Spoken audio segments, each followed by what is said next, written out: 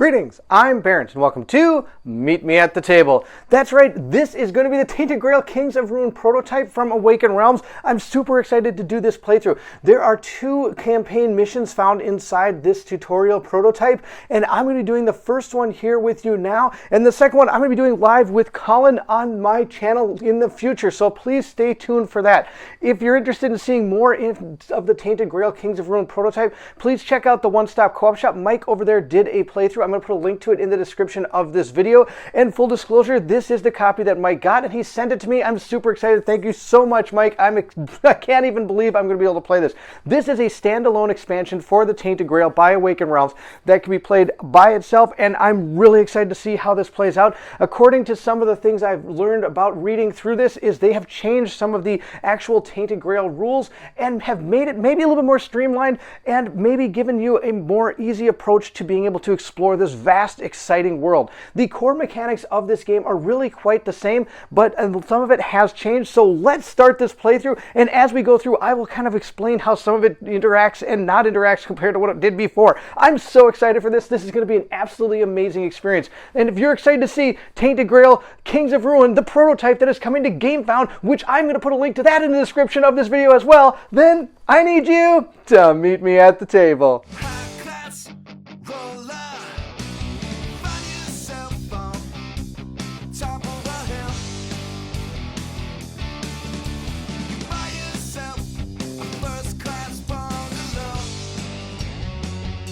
The first thing we're going to do is get our characters all set up. This is Elgin. This is the miniature for it. Again, Awakened Realms miniatures are absolutely out of control, bonkers good. Sadly, this is a prototype and it's been banged around through the mail, and sadly, this little part of the staff is broken off. It's supposed to have this on top, but that's okay. It's still a really cool looking miniature. I'm going to place it down right there. What we've gone and set up is we've put the health total to where it's supposed to be on this one, and we've also put, and notice if you see this little thing, this is very similar to the old Tainted Grail. The farther damage you take, the less you're going to get in some of the attributes that you have. You're going to place everything at its starting value. We're going to put our health here and our stamina here. As we do actions, our stamina are going to go down, and if we ever get to 0, we're going to become exhausted, which means we're not going to get as many back each turn, so it's kind of helpful not to do that. The next thing we're going to do is we're going to place out all of these cubes in all the areas that have the starting position for them. So we have 1 in courage, 1 in practicality. We do have 2 in spirituality because there's actually 2 of these little markers here, and we have 1 in empathy. That is going to be Elgin. Now, the character also has these 2 abilities here. 1 is kind of an advantage and 1 is a disadvantage. For the first one, we can spend 2 of our stamina here to pay 1 food to gain secret card number 2 as long as any are available. And here we have Fear of the Weird. Whenever you enter a location with the weirdness symbol, which is going to be here and it's going to be found on these cards or other parts of the game, you're going to gain 1 terror. And you're going to play on top of any that come from the actual instant effects. That's what this little lightning bolt means right there. So that's the starting attributes for this character and the abilities. Then on top of that, you're going to grab the 10 combat cards that come for this character, found right here with the B1 through 10 and the name up here on the top. And of course, this, I want to mention that this is a prototype, of course, so things may change as the game goes forward, but I believe where they have it sitting is going to be a great place for this game to start. And then the next thing we're going to do is grab again our diplomacy deck, same deal, looking for cards with the name and the B at the bottom. We're going to give those a good old truffle shuffle here, and they're all set to go as well. The starting resources for our character is Elgin is going to start with 2 food and 1 magic, so we're going to place those cubes there as well to signify what they have. Now, one of the changes to this game is at the end of each turn, you can use a food to heal, but you're not punished for not having food, which is kind of an upgrade to the, I shouldn't say upgrade, it's a difference in the way this game is played versus the other one. You're able to heal yourself of health and terror if you're able to eat food between days. The second character in our group is Gerdwin. These are the 2 characters that came in the prototype. I do want to play as a 2-player game with this prototype because I'm going to have Colin joining me in the second mission, so I want to make sure both of our characters are here. Plus, I want to be able to show you some of the party dynamics that can happen inside of this game. We've set all the stats for this person. This person is more combat-based than our other one. The other one was more of a diplomacy-based character. We've set the starting values for these characters. This character does have an ability called Poaching. I can spend 2 stamina only in the locations that have have this weird symbol and gain 1 food, then draw 2 green encounters and resolve 1 of them. Also, the problem this character has, or this detriment, is overloaded. If you have 0 stamina at the end of your travel, I have to lose 1 health. We've grabbed both the diplomacy deck and the combat deck. Both are ready to go. And the last thing we need to do is give this character 2 food and 1 wealth. So we'll place those right down here in the bottom area. Each character does start off a little bit different. As you notice, the other one had magic and this one has health. And this game will be coming out with 4 players in the actual game. So some of the other characters will give different values down here as well. And of course, if you notice, the stats over here are not the same, along with the skills that they get. One thing I do want to mention that we might not see in the playthrough is as you level your character up and you gain more abilities here, you can start, if you put 1 more in aggression, which is going to cost you experience points, and it kind of goes up, I shouldn't say exponentially, but it really does become harder and harder to put more and more cubes out on your character towards a different particular stat. But if you do ever put a 3rd cube out in here, instead of placing that, you're going to gain 1 of these that fit with your particular advancement there. This, for example, this one is going to give us either weird wax, or we could flip it over and gain the power of exertion. And you're going to be able to gain this power as well, which slots right in here just like that. There's a little tab inside of the thing, and you'll put your cube there. So this person will always have that permanent ability along with what they have here as the 2 values of aggression. This will only be able to be gained once, so you do have to choose which one you think is more valuable to your character at the time you gain this, or what will happen going forward that'll give you the most benefit.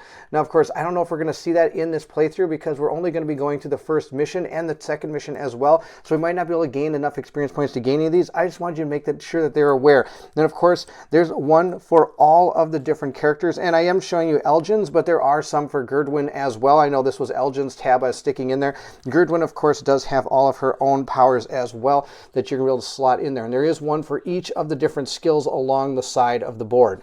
We will be playing with 2 characters, like I said, but if you weren't, you would gain this secret card 11, which is self-resilient. After you rest, you gain 1 stamina, and during combat and diplomacy, draw 1 more card at the start of the encounter. Your hand size limit is 1 higher. And the reason they do that, of course, is for balance purposes with only a single character, as opposed to 2 that could help each other out during those predicaments. And being able to gain more stamina means you're able to traverse more, and having 2 characters, of course, you could split up as well, being able to cover more ground.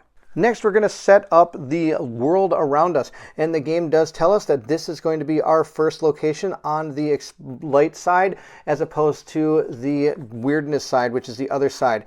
And then once you've placed this down, you're going to place down anything that is adjacent to it that has a number. 102 is the only one here, so we're going to take that card and place it out here. Now, we don't have anything that's going to be able to prevent the weirdness from being in that world. If you ever get Waystone miniatures that will be surrounding the board, they will expose, I guess, this card right here. The Waystone miniatures look like this.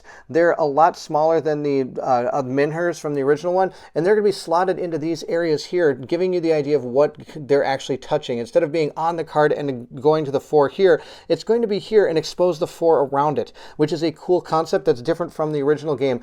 And with this here, then we would flip this card because it would be driving back the weirdness. You can always be in a space with weirdness, and if you ever end your character's turn there, you're going to take some damage and terror.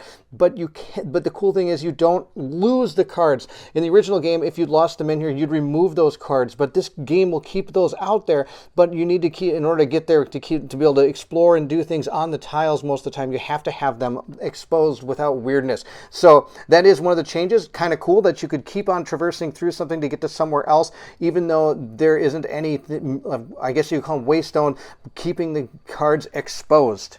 With those out there, we're going to place our 2 miniatures onto the actual board, so they're all set to be able to start maneuvering around and having a great time in the land of Tainted Grail. Next, we'll get our encounter decks ready. We have ones that are going to be used more for when we enter villages, more diplomatic missions. These are going to be ones for nature-based encounters, and these are going to be supernatural-based encounters. We'll see what actually happens when we flip over some of these cards to figure out which ones you're going to add into your deck. It's going to be part of your chapter starting card. It says right here, prepare your event decks, find all parts of chapter 1 and stack them face down from 6 to 1 from top. I have already done that. We have our chapter 1 cards, part 1 through 6, right here, ready to go. Then it says we're going to follow the instructions on the back of this card. And the first thing it's going to tell us is how to build the 3 initial encounter decks, green, purple, and blue. And if you notice here, 1 to 3 characters, we are playing with 2. We'll use all the 1 cards. If we had 4 characters, we would use the 1 and 2 cards. And here are the 2 cards. You can tell by this little color up in the top here. After that, we're going to shuffle all of those decks. You are now ready to play Chapter 1 of the King's Ruin campaign. Skip the start of day, and as the first action of the game, all characters explore locations 101 together as a party. Before we do that, there are a couple more things I want to say. There are these 3 help cards that we're going to divvy out to our players. Since I'm playing myself, I'm just going to go ahead and keep them. And if there was more than 1 player, they do recommend using a chronicler that would be in charge of the stories and events that take place in the game and kind of keep the game moving along. But again, since I'm by myself, I don't have to worry about that. Here is the turn order. We're going to start with the start of day, but like you read on the actual card, it said to skip the start of day. So we're not going to do any of these, but normally we would restore the start of day effects, resolve. Then we'd flip locations which don't touch a waystone to the weirdness side. We remove 1 time token from each card that has one. We'd activate any guardians. Those are going to be roaming monsters that are going to be out on the board, and you're going to roll one of the dice here that is going to tell you either a location that is going to be moving into a certain area, or it's going to stay and deal with what is there. That will go over when we actually find a guardian. There's also going to be clear active events area and reveal and read the new event card. Now during the day is where we're going to start, and it says until everyone passes, everyone performs actions in any order. And remember, the first action we are supposed to do is we are going to investigate this land, and that is going to cost us 0. We'll find that on our card that shows us what we can do for our turn, which is located on the back side. Action overview, we can explore, which costs 0 stamina, only available in clear locations without a guardian. Open the exploration journal and on the page with the explored location. So for example, I could not explore up in this area because it's a 102 and this is the 101, and this one is able to be explored because it is not on the weirdness side. So let's start there by doing that, and then we'll go back to some of these other actions. If you've ever played the original Tainted Grail, then this book has not changed too much. We're going to start in the Shunned Lands, number 101. And it says, if you don't have the hints Part 1 status, go to verse 17. Otherwise, read on. We do not have hints Part 1, so we're not going to read any of this extra stuff. We're just going to go straight to what it says, which is verse 17. How you would know if you have the hints is on your save sheet, the backside. It has all the little things you're going to check off that it tells you to during the game. This portion is not, of course, available during the demo. There is a part on the lower part of this called remove locations, which could happen. You could have locations completely be removed and replaced by a different one if things progress in the story in that way. For us right here, we're looking for hints. And I know it is already crossed off, but Mike did this playthrough already, and he has crossed off all his things. Sadly, he did it in pen, so I can't actually erase them. So we're kind of stuck with what's here. So the way we're going to do this, if we ever do get something we're crossing off, we're just going to fill in the square completely. So right now, technically, we don't have this, even though it is circled. So without hints 1, we would go to verse 17. And it reads, the lively and safe coastal area of 4 maidens now lie behind you. The path ahead, uphill and desolate, glistens with morning dew and floating wisps of opalescent weirdness. It's been a while since you've seen this capricious, ever-changing fog with your own eyes. The waystone nestled in high grass just off the trail looks almost spent. You walk toward it and inspect it with interest.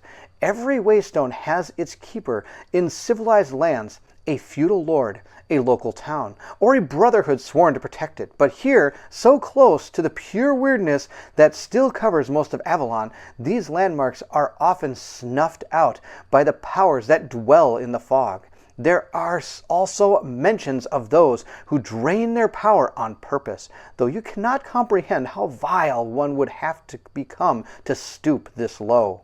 It's been a while since you've reactivated any stones, and it does require some effort and proper offerings, but you know you will never reach the King's Pass without their guiding light.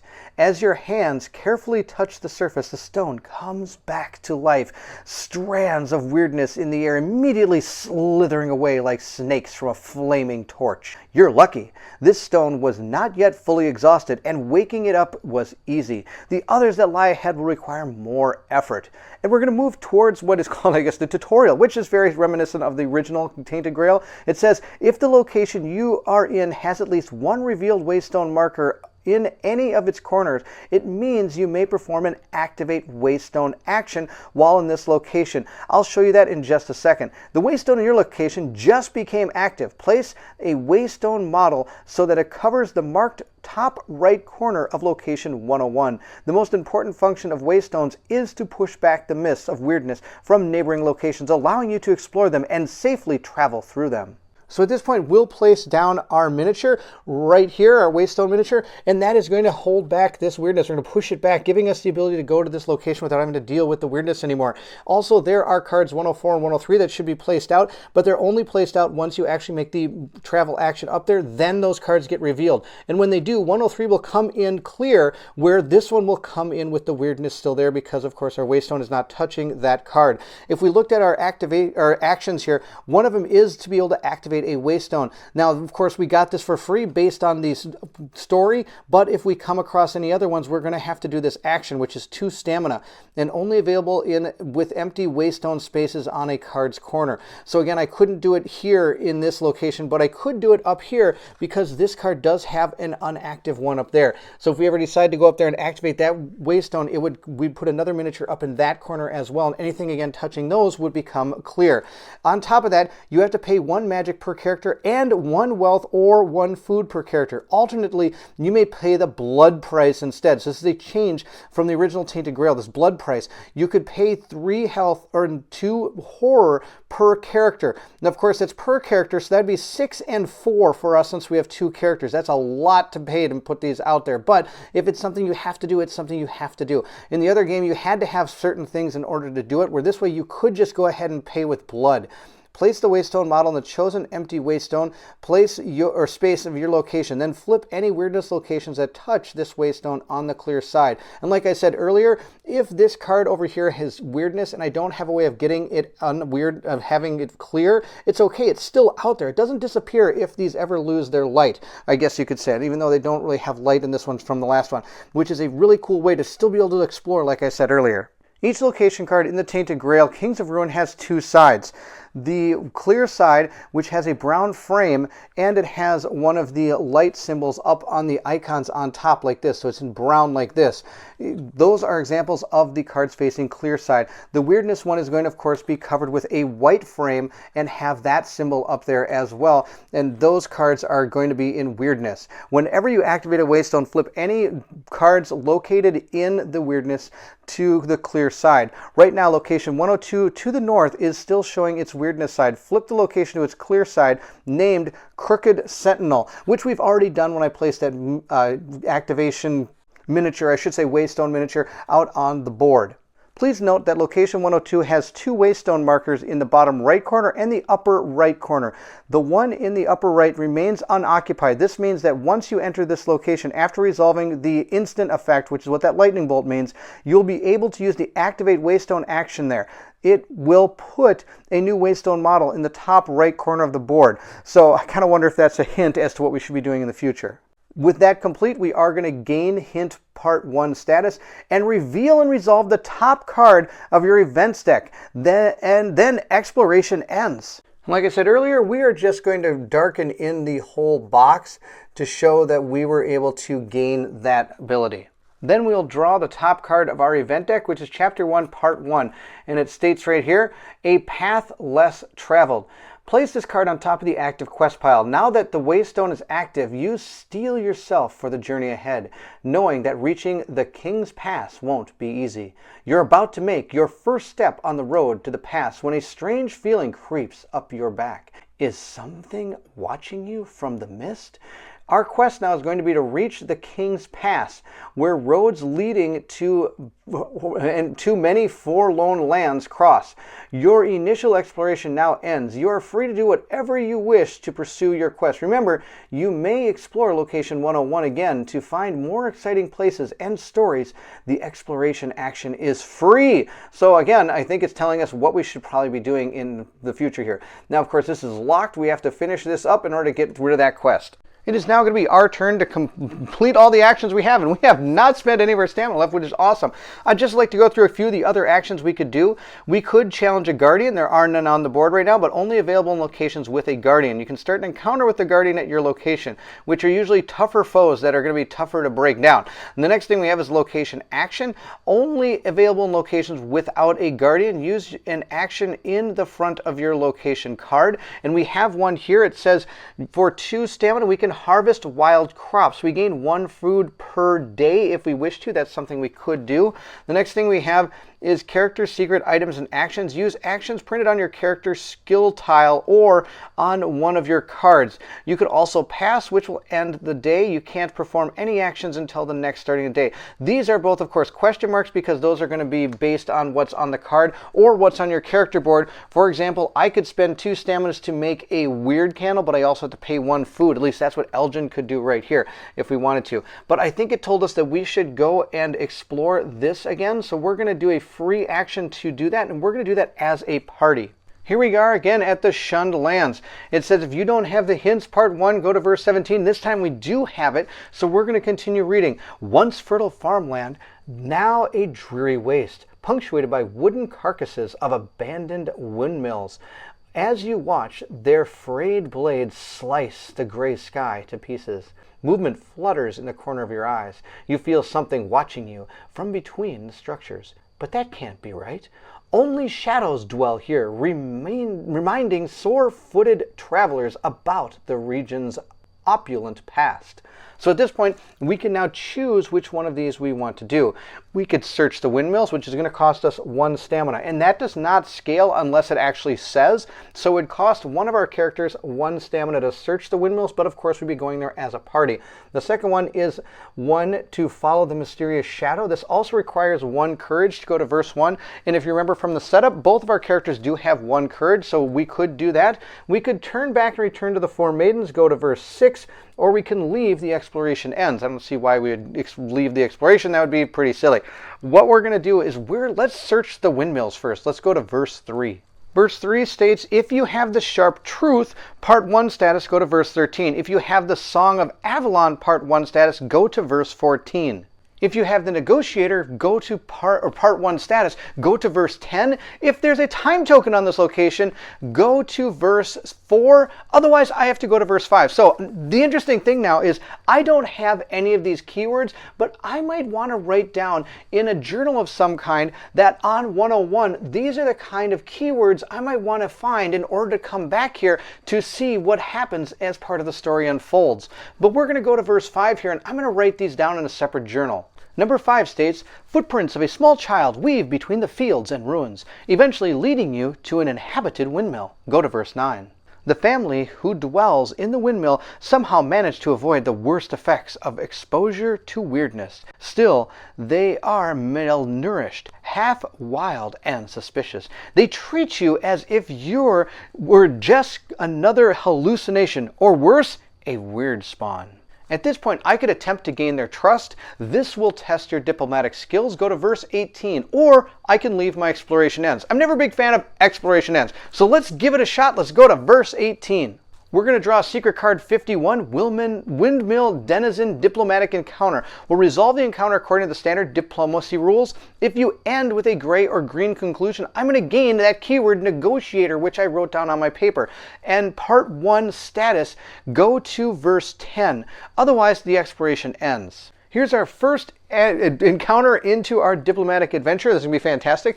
I'll show you the card right here. This is 51. These are the Windmill Denizens. We had to draw this from a deck, and this is going to be your track here. Your goal is to get it to the green by the time that it runs out. The amount of time that this has is found right up here. It is 3 times. So unlike the original Tainted Grail, you actually have to go all the way through the die. As soon as this is removed, then the encounter instantly ends, no matter where we are in the actual encounter. Over here are the different keys that you're going to be able to use to play cards. For example, if we had this card, we could play this over here and it would match up and we'd be gaining different things based on the keys here. We'll see how that works during the actual encounter that we have to play. Depending on where we are after this die is removed, we're going to gain these things at the conclusion.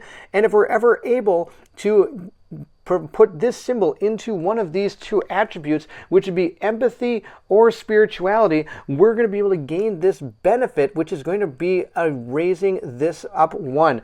We start the encounter at the bottom here where it says S. So our goal is to get this up into the gray, or potentially, hopefully, the green by the time this die runs out. So that is how the encounter card works. The next thing we're going to do is we're going to start our diplomatic encounters by drawing 3 cards from the diplomacy deck. Each character may perform a redraw.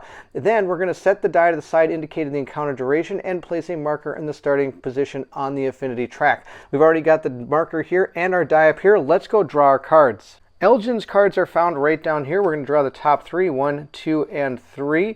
And in a 2-player game or a 3-player game, you're going to draw 3 cards. If you're in a 4-player game, everybody draws 2 cards. And if you're in a 1-player game, you're going to draw 3 cards. But remember that special card that you're able to, the secret card you're able to gain at only playing 1 player, you would draw 1 more card.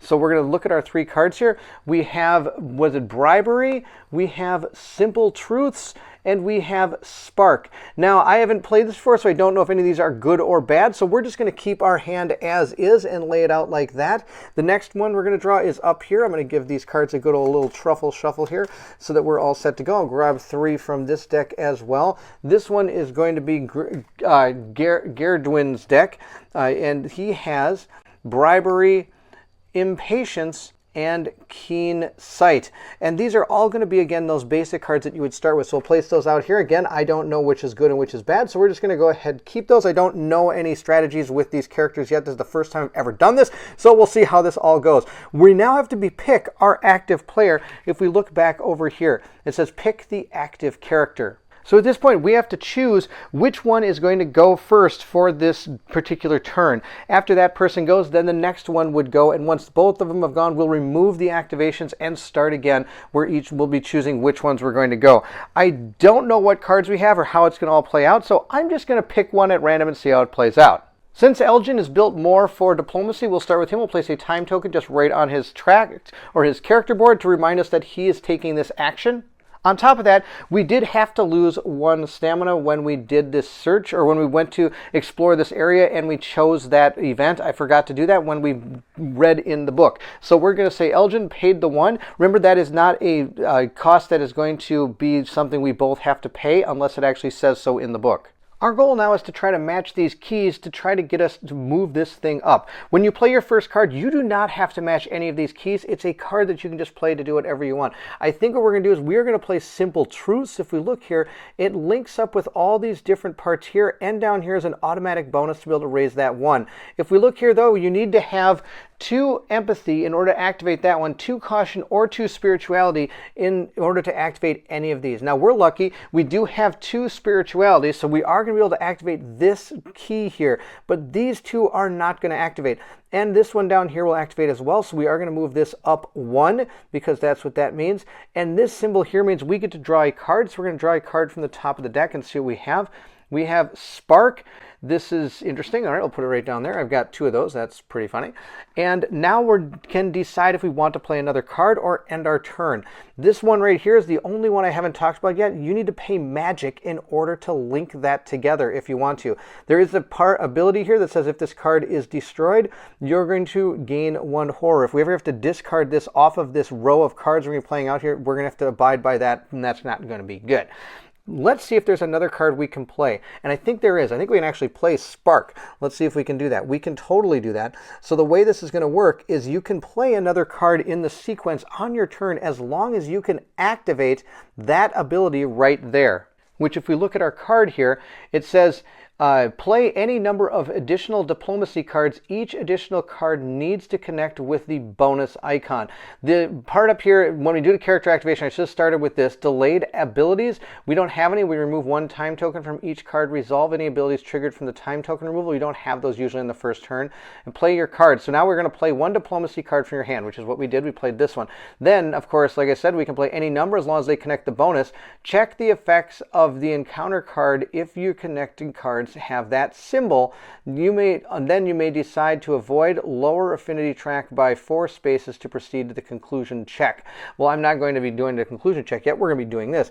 I did link it here, and I do have 2 spirituality, so I do get to link it, and right here, ×2 up. So we're going to move this 1, 2 again up like that, so we're doing pretty good. If I wanted to, I can now pay another activation to gain, if I want to go with that, pay my, what do you call it, with magic. The problem is, if you look down here, that X symbol is Bad News City when it comes to wanting to do more things. Right here it says cancel the next bonus. So I'm not going to have whatever bonus would be here. So even if I wanted to play another card like Bribery, because I could activate the bonus icon again, I can't, because I can't gain the bonus that is found down here in this area thanks to that red X. So I believe this character's turn is going to be over. There's nothing more this character could do unless I wanted to pay my magic to activate again, but it's not going to help me. So we're going to be done. Of course, here though it says, when I play this card, I can remove 1 time token from up to 2 different cards and resolve their delayed abilities if appropriate. That's what that symbol right here means. It says triggers when placed. Sadly, there aren't any out there that are going to happen for time token removal. I don't have any cards out there, so that's not going to happen. Once I've completed my turn, we're now going to go to the enemy step, which means I'm going to lose 1 on the track here, and I'm going to lose 1 time. We're going to go to number 2. We're next going to place our next time token on our characters to activate the next one. We'll just place that down on Garredwin's board. Garredwin will go next. Now, the only attribute this character has is Caution, and he has 1 in Caution. He's able to play his first card for free without having to connect any symbols. I think we're going to play this one right here, and this one states, when played, if affinity is red, place 1 charge on this card. So we'll place 1 charge on the card, and I can pay a charge. The next card does not need to connect with the bonus icon. So I could remove that right now, or I could leave that there and go to the end of my turn. And I do want to mention that these charges can be used by either character or any member of the party as long as the character that owns this card says it's okay to use the charge. At this point though, I'm just going to use the charge. I think it's best to use it because I'm already in the red and I can pay 1 charge. The next card does not need to connect. Actually, I shouldn't say it's in the red and that's why I can use it. We're going to play another card. I think we're going to play this one next. I get to do it without having to link anything up, but I do get this ability down here to be able to raise this up to, we're now in the gray, which is fantastic.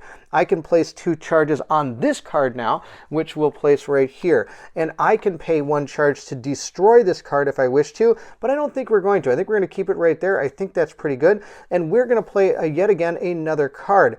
I can play that because this is linking here. My bonus is that I can play a bonus card, and I am in the Caution area. So the Caution area is going to activate that power here, but if we notice, there isn't anything that's going to help with Caution. But I may pay 1 wealth to raise this up 1. And that character does have a wealth. I think we're going to save this card. We're not going to play it right yet. I think if we get desperate, we might want to do that. But that's going to be the end of this person's turn. We're going to lower this by 1, tick this die down to 1, and that's going to be the end of those 2 characters. We're going to remove the time tokens and go to the next turn. Just so everybody's aware, and showing you these neat handy cards, it does say enemy response, resolve the response on the encounter card, and that's going to be after each character's activation. Now we're going to the end of turn, so we're going to discard each party member discards down to 3 diplomacy cards. We'll draw each non-panicking party member 1 diplomacy card. We'll clear activations, remove all the time tokens from character trays, and start the next turn. Go to phase 1. Pick the active character. So let's draw our cards. We're going to draw the ones for Geraldine right now. I'm horrible at names. I'm probably going to pronounce it 3 different ways. These are the 2 new cards. Sorry, we only draw 1 card. My fault. We'll put that one back there. We don't know what it is. I actually haven't even looked at it. It says Stubbornness. It has a couple symbols here. The magic to be able to link it, and it can go up by 1. And if this card is destroyed, I get to gain 2 cards. Wow, that's not too bad. And we're going to draw 1 for Elgin as well. Elgin gains this mind-numbing candle. If it's going to be into this area here, the courage symbol, it's going to activate, which doesn't have anything over here, which is too bad. But I can place 2 charges on, or time tokens on this card. And when the last one is removed from this card, place 2 charges on this card. And I can pay 1 to ignore the enemy's response. Oh my gosh, that's amazing as well. We'll remove both these time tracks, and we have to choose our active player. We're going to go with Geraldine. I know that this character doesn't have as many good abilities over here as this one, but I have a card that I think would really work well right now with that character. Gerdwin has this card right here. I can play this right away just like that, and I'm able to raise the track up by 1. And it says right here, if this card is destroyed, I get to draw 2 cards. And I have this ability here that I can pay 1 charge to destroy the last card. So we're going to destroy that one, put in the discard pile, and we're going to get to draw 2 cards. Now this could really help us out. Remember, I have this wealth card here that I could potentially play to give myself the green. But remember, the ability down here is going to make them lose 1 and then lose the time. So I need to make sure that this person isn't going to make me lose 1 if I ever do get it up in the green. So if we look here at our new cards, we have, what's this one do? This one is plea. You may, when I do this, you may draw 1 card and destroy the card. I can also ignore all down responses, destroy after the response. Oh my God, that's what I need. That would be fantastic. And I can link it right here, but I don't have the 2 here to gain the card. What's this one do? Flash of Insight. If this card is destroyed, lose 1 time. If I lose 1 time, that means this doesn't activate. This might be the card to play here. Do I have a way of doing it? Oh, I do have a way of doing it. I could play this right here, and if this card is destroyed, I'm going to lose 1 time. And I have this ability here where I can link these 2 together. Wait a minute, why don't I use bribery now? I could use my bribery card, if I want to pay 1. I'm still linking these with my bonus actions. You may pay 1 wealth to gain 1 here. If I want to, I could do that. Well, or I could just do this and destroy it. Now I have to still get it up to green and not have them do anything. Okay, let's see here. I have to destroy this card and lose 1 time, then would go straight to gray. Wow, there's a lot of really cool interactions here with these cards. This is absolutely amazing. I could play this here, and if you may draw 1 card and destroy this card. I could do that, and this does activate because of that. Maybe we'll try to do that. I think that might not be a bad plan.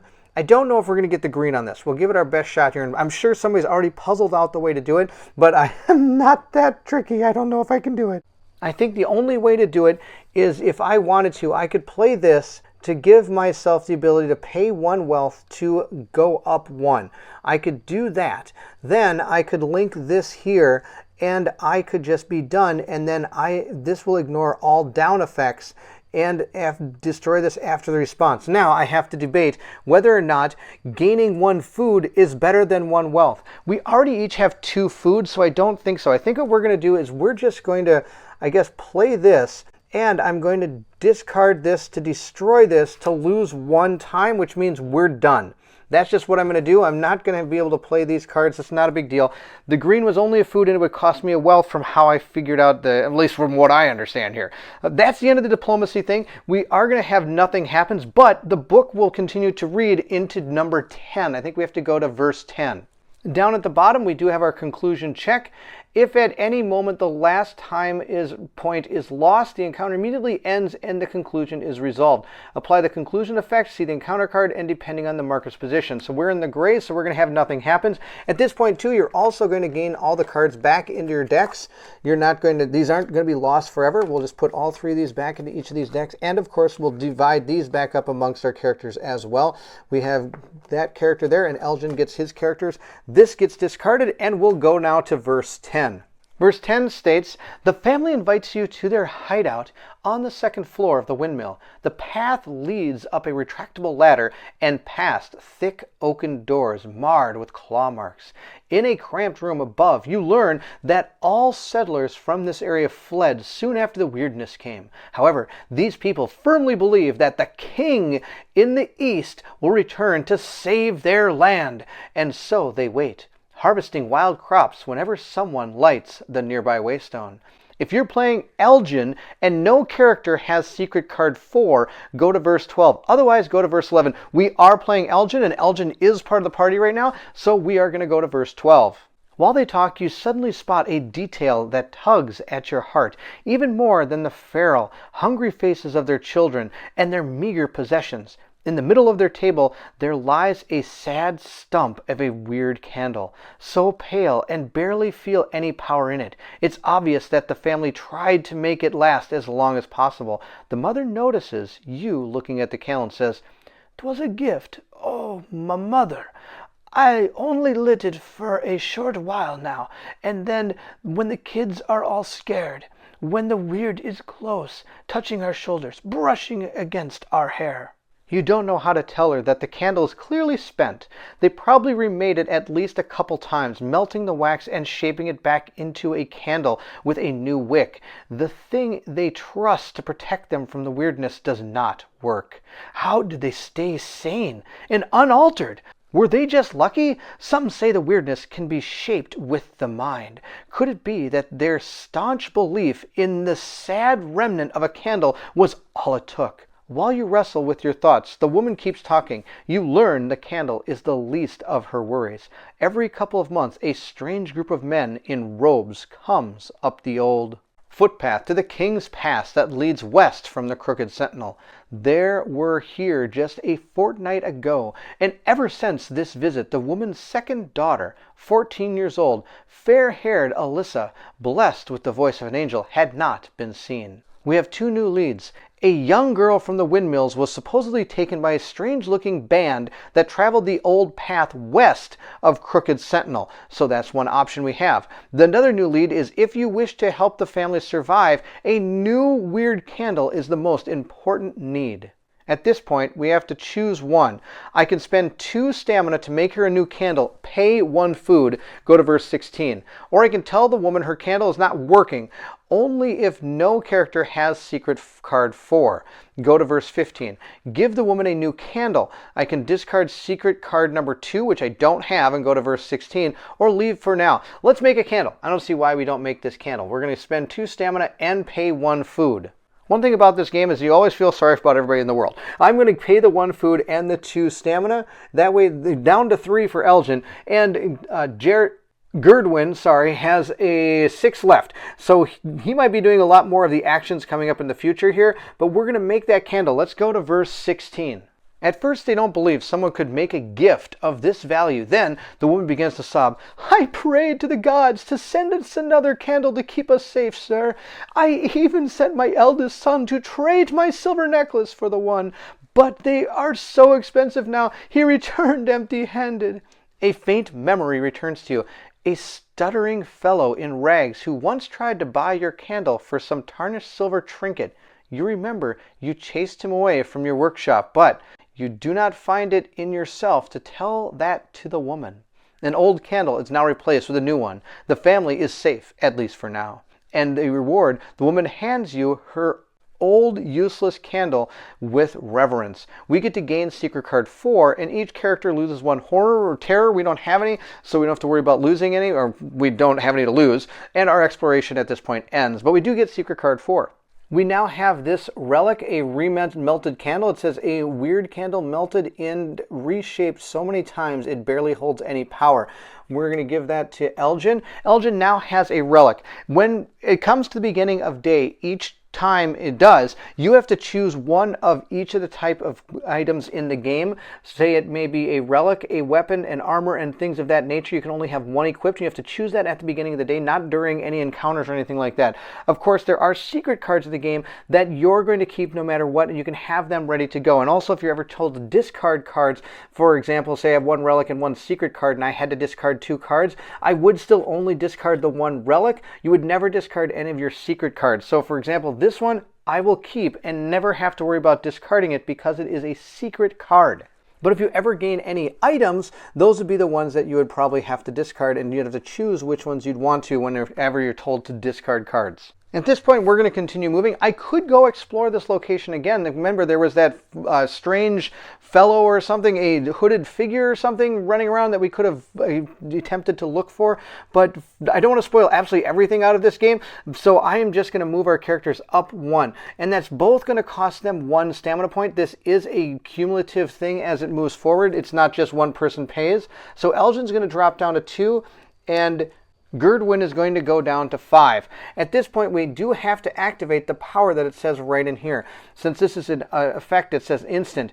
If you don't have the hints part 2 status, explore this location. So we do automatically have to explore this location, and we are going to do it together as a group again, and we'll see what happens. It says here, Crooked Sentinel. If you don't have hints part 2, go to verse 10, which is what we'll do. With the dreary shunned lands behind you, you now draw close to King's Pass. You've already walked this road once in the opposite direction, though the time makes memories into a blur. You know there should be a narrow, winding trail leading up to the pass, not far in the east. To the west, the land drowns in pure weirdness. You'd rather not take that path. Each step through this ever-shifting mist is a real danger, and spending a night in its coils can cost you your life or sanity. Still, they say that adventurers brave enough to walk beyond the lights of the weirdness sometimes find things that wouldn't be possible otherwise, for better or worse. Again, we are learning more from the tutorial here. It says when you enter a new location, you should first resolve any instant instructions. As soon as you complete them, check all direction keys of your location and attach any cards that match these keys to the sides. However, note that each of these locations has two sides, a clear side and a weirdness side, which we've discussed earlier. Any location that's touched the Waystone model are always placed clear side up. Any locations that do not touch the Waystone model are placed with the weirdness side up. So we'll attach the new locations now. We'll place 103 with the clear side and 104 with the weirdness side. And we're going to gain hints part 2 status, and our exploration ends. Reaching for the cards, we do have 103, and notice there's also a 103B in this particular tutorial here. I'm not going to be picking the B. You're always going to pick the one that's normal first, and if this potentially could be maybe removed, and B might come into play. But for now, it's going to go out here at 3, and since it is touching one of these waystones, we're going to flip it over to find the stone chorus. Let's take a look at this. This symbol right here says there's a vision. If you ever end your activations for the entire turn, there you'll start the new day and activate the vision. That's part of the actual book that you're going to read from. There is a time token instant draw and resolve a green encounter once per day. The ballast walls of the narrow pass are covered and stretched out forces of stone, their mouths agape. So again, the only way off this tile is going to be 5, which is going to be up this way. And in order to make it clear, we're going to have to get another miniature up here in order to do it, one of those waystones. We're also going to place down number 4, which is right here, but this is not touching one, so it's going to be just like this. And it says here, instant, each party member gains 1 horror or terror. Then go to the Book of Secrets, verse 70. This is, what is it? We don't even know what this is. It says, the only thing you see are naked tree trunks sticking out of the weirdness. Or are those the masts of ships sailing in the opal scent ocean? Oh my gosh. All right, well, we'll have to see what that is. I think that's definitely what we're going to go see, because remember there was that quest or little point of interest that the person told us about potentially going west to find her daughter. Just like we did at 101, again, I think I want to search this again to see what's there, because now we have that hints part 2, so we're going to take a look at explore that location. Before we do though, I do have to cross off that hints part 2 because we did gain it, so I'm just going to fill it all in to show that we have that done. Let's go to that 102 in the book. Since we have hints part 2, we will continue reading. It says, a crooked statue of a hooded fort dweller presides over the rolling hills. A repulsive memento that this land once belonged to other, much older beings. They say the former rulers of Avalon left these statues all over the island, but to what end you cannot fathom. The statue's long cloak spills near the base, providing enough space for a grown human to squeeze inside. A broken rune wagon rests on the side of an old trail. It weaves past the sentinel, the wagon's guards looking at you suspiciously. At this point, we have to choose one. I can spend 2 stamina to demolish the statue. It requires at least 2 aggression, so that's not going to happen. Neither of our characters have the aggression to be able to do that. The next one is to go inside the statue. That's to go to verse 1. We can study the magic aura of the statue. It requires at least 1 in spirituality, and we have to have the faint notion part 1 status. We don't have that, so we can't do that as well. We could search the mounds beyond the statue, go to verse 6, or we could approach the rune wagon with the guards staring at us. I don't think that's a great idea. And then we could go to verse 7 for that. So we'll have to make a choice. Well, since we can't demolish it or study it, let's go inside the statue. We might return later to demolish or study it, but for now, let's just go inside the statue, see what happens. Verse 1. You squeeze into a narrow opening at the foot of the statue, and a vile stench immediately overwhelms you. Some previous travelers decide to use this hidden place as a toilet. Oh no, that's terrible. That's absolutely horrible. And adorned the walls with profanities. Oh my gosh, that's horrible as well. If you have at least one, what is that? Oh, that's going to be caution. Then go to verse 3. Otherwise, the exploration ends. We do have one caution. So we'll go to verse 3. Among the obscene messages, you find a hidden note written with charcoal. Character, I did as instructed, pushed everything into weirdness to the west, 100 paces forward and 20 to the left of an old milepost. Don't let this stuff sit there for too long. Something strange is bound to happen. You gain secret message part 1 status and a new lead. Someone hid something in the weirdness covered lands to the west. Exploration ends. We'll fill in our box for secret message, which is fantastic. So I think we really need to go west eventually soon. That did cost us 1 stamina to do that, so we're there. Now, one thing we could do is for 2 stamina in a clear location, I can gain a food and then draw 2 green encounters and resolve one of them. And you can trade wealth and food between your characters as long as you're together. You cannot trade experience or magic between characters. Those are specific to each character.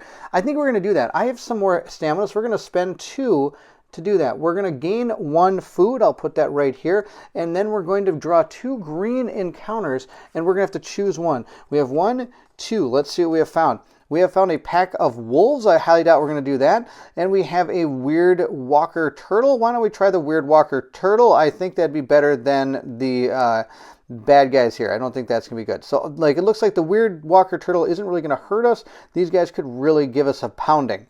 Doing a combat encounter is going to be very similar to the diplomacy encounter, but instead we're going to be trying to gain cubes in order to defeat this enemy. That's the plan.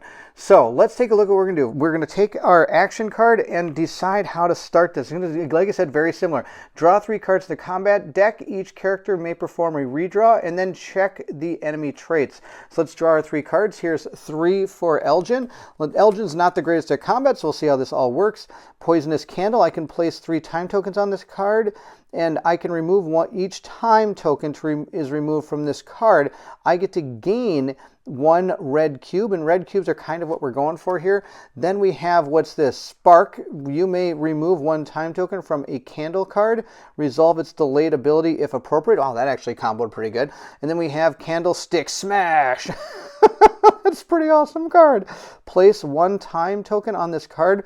When the last time token is removed from this card, you gain 1 red cube, and the enemy, each party member prevents 1 damage during the enemy turn. Wow, that's pretty good. So those are actually really good cards. I like those a lot. Let's see what we can get here for our character Gerdwin. Gerdwin is going to gain weakening bolt. During the enemy phase, each party member prevents 1 damage and loses 1 less red cube, which is going to be good. Then we have Silver Bolt. When I play this, gain 1 red when fighting. A purple encounter. Okay, we're not fighting purple encounter. This is a green encounter. And the last one is a powerful bolt. At the end, during the enemy attack, discard this card. Oh, so I'm going to get a lot of stuff. So it'd be like the last thing I do is shoot this giant bolt. That'd be it. Then this person gets discarded. That's actually really good as well. All right, we have our stuff out there. Let's take a look at our enemy here. It says, one of the few wild beasts not afraid of weirdness, as its shell protects from natural and supernatural threats alike. All right, we'll put this out here. Now these, of course, is whenever it goes to the enemy phase, depending on how many cubes it has, this is going to happen. And if we don't ever play a card, it would be able to activate its opportunity stuff down here. And if we beat it, it's going to give us 2 food. Similar to the way diplomacy works, we're going to activate a person. I'm going to activate Elgin first. So if we look down our combat card here, it says we're going to do our delayed abilities, remove 1 time token from each card, resolve any abilities triggered by the time token. This is where we get to our character activation. Now we've done picking our active character. We're going to play cards or receive an opportunity attack. If you do not play any cards, then the opportunity attack will happen, which will be taking 1 damage, discarding 1 card or removing 1 card from the thing, and then drawing a card. The 1 damage here, since it's red, is you can't block it. It's unblockable damage. At this point now, we're going to play any 1 combat card from your hand and then play any number of additional cards as long as that bonus icon, just like in our diplomacy one, activates. Next, if you didn't play any cards, resolve the opportunity attack. That's fantastic. Or you may decide to escape. Resolve the enemy attack and end the encounter. If you decide to escape, you're going to take the punishment of whatever we are when it comes to the amount of red cubes on here, and then you run from the encounter. If you're with 2 players, for example, or 3 or 4, if, for example, Elgin decided to run, the other characters would continue the combat. This character would just be out of it. But that's not what we're going to do. Instead, we're going to use this poison candle. We're going to put it right up here. It's going to gain 3 time tokens, and whenever one of these is removed, I get to put a red cube on the enemy. At this point, I'm now going to play my next card, which is Spark. And Spark does link up here with our courage stat. And I have 1 courage, so then those 2 will link together. I'm not getting any bonuses down here, but because I linked this together, I'm able to resolve this. When you play this, you remove 1 time token from a candle card and resolve its delayed abilities if appropriate. So that means we are going to be able to do 1 red cube to the enemy. We need to get a total of 6, which is found up here, and we have now done 1. So that's all we can do with our character here. I could potentially play this card. No, I cannot, because I do not have any aggression. So I can't link that together, but that's okay. We'll just save that for the next round, maybe. And we've done 1 cube. Now that it goes to the enemy turn, we're going to see what happens when we have 1 cube on the enemy. It says lose 1 cube. So we did nothing. We're going to put that here. This could be a real big war of attrition here, because this guy looks like he keeps on losing these cubes, but he doesn't actually attack us, which is half the battle here. We just have to get him down. Moving into our next turn, I'm going to give our active token to the second player here. Gerdwin will now activate. He's got all his cards here. I think we're going to start with this one. We're going to line this up to be able to do 1 damage. Or sorry, we're going to place 1 cube. And of course, I also forgot at the beginning of his turn, we have to remove a time token, which will give us another red cube. So we're at 2.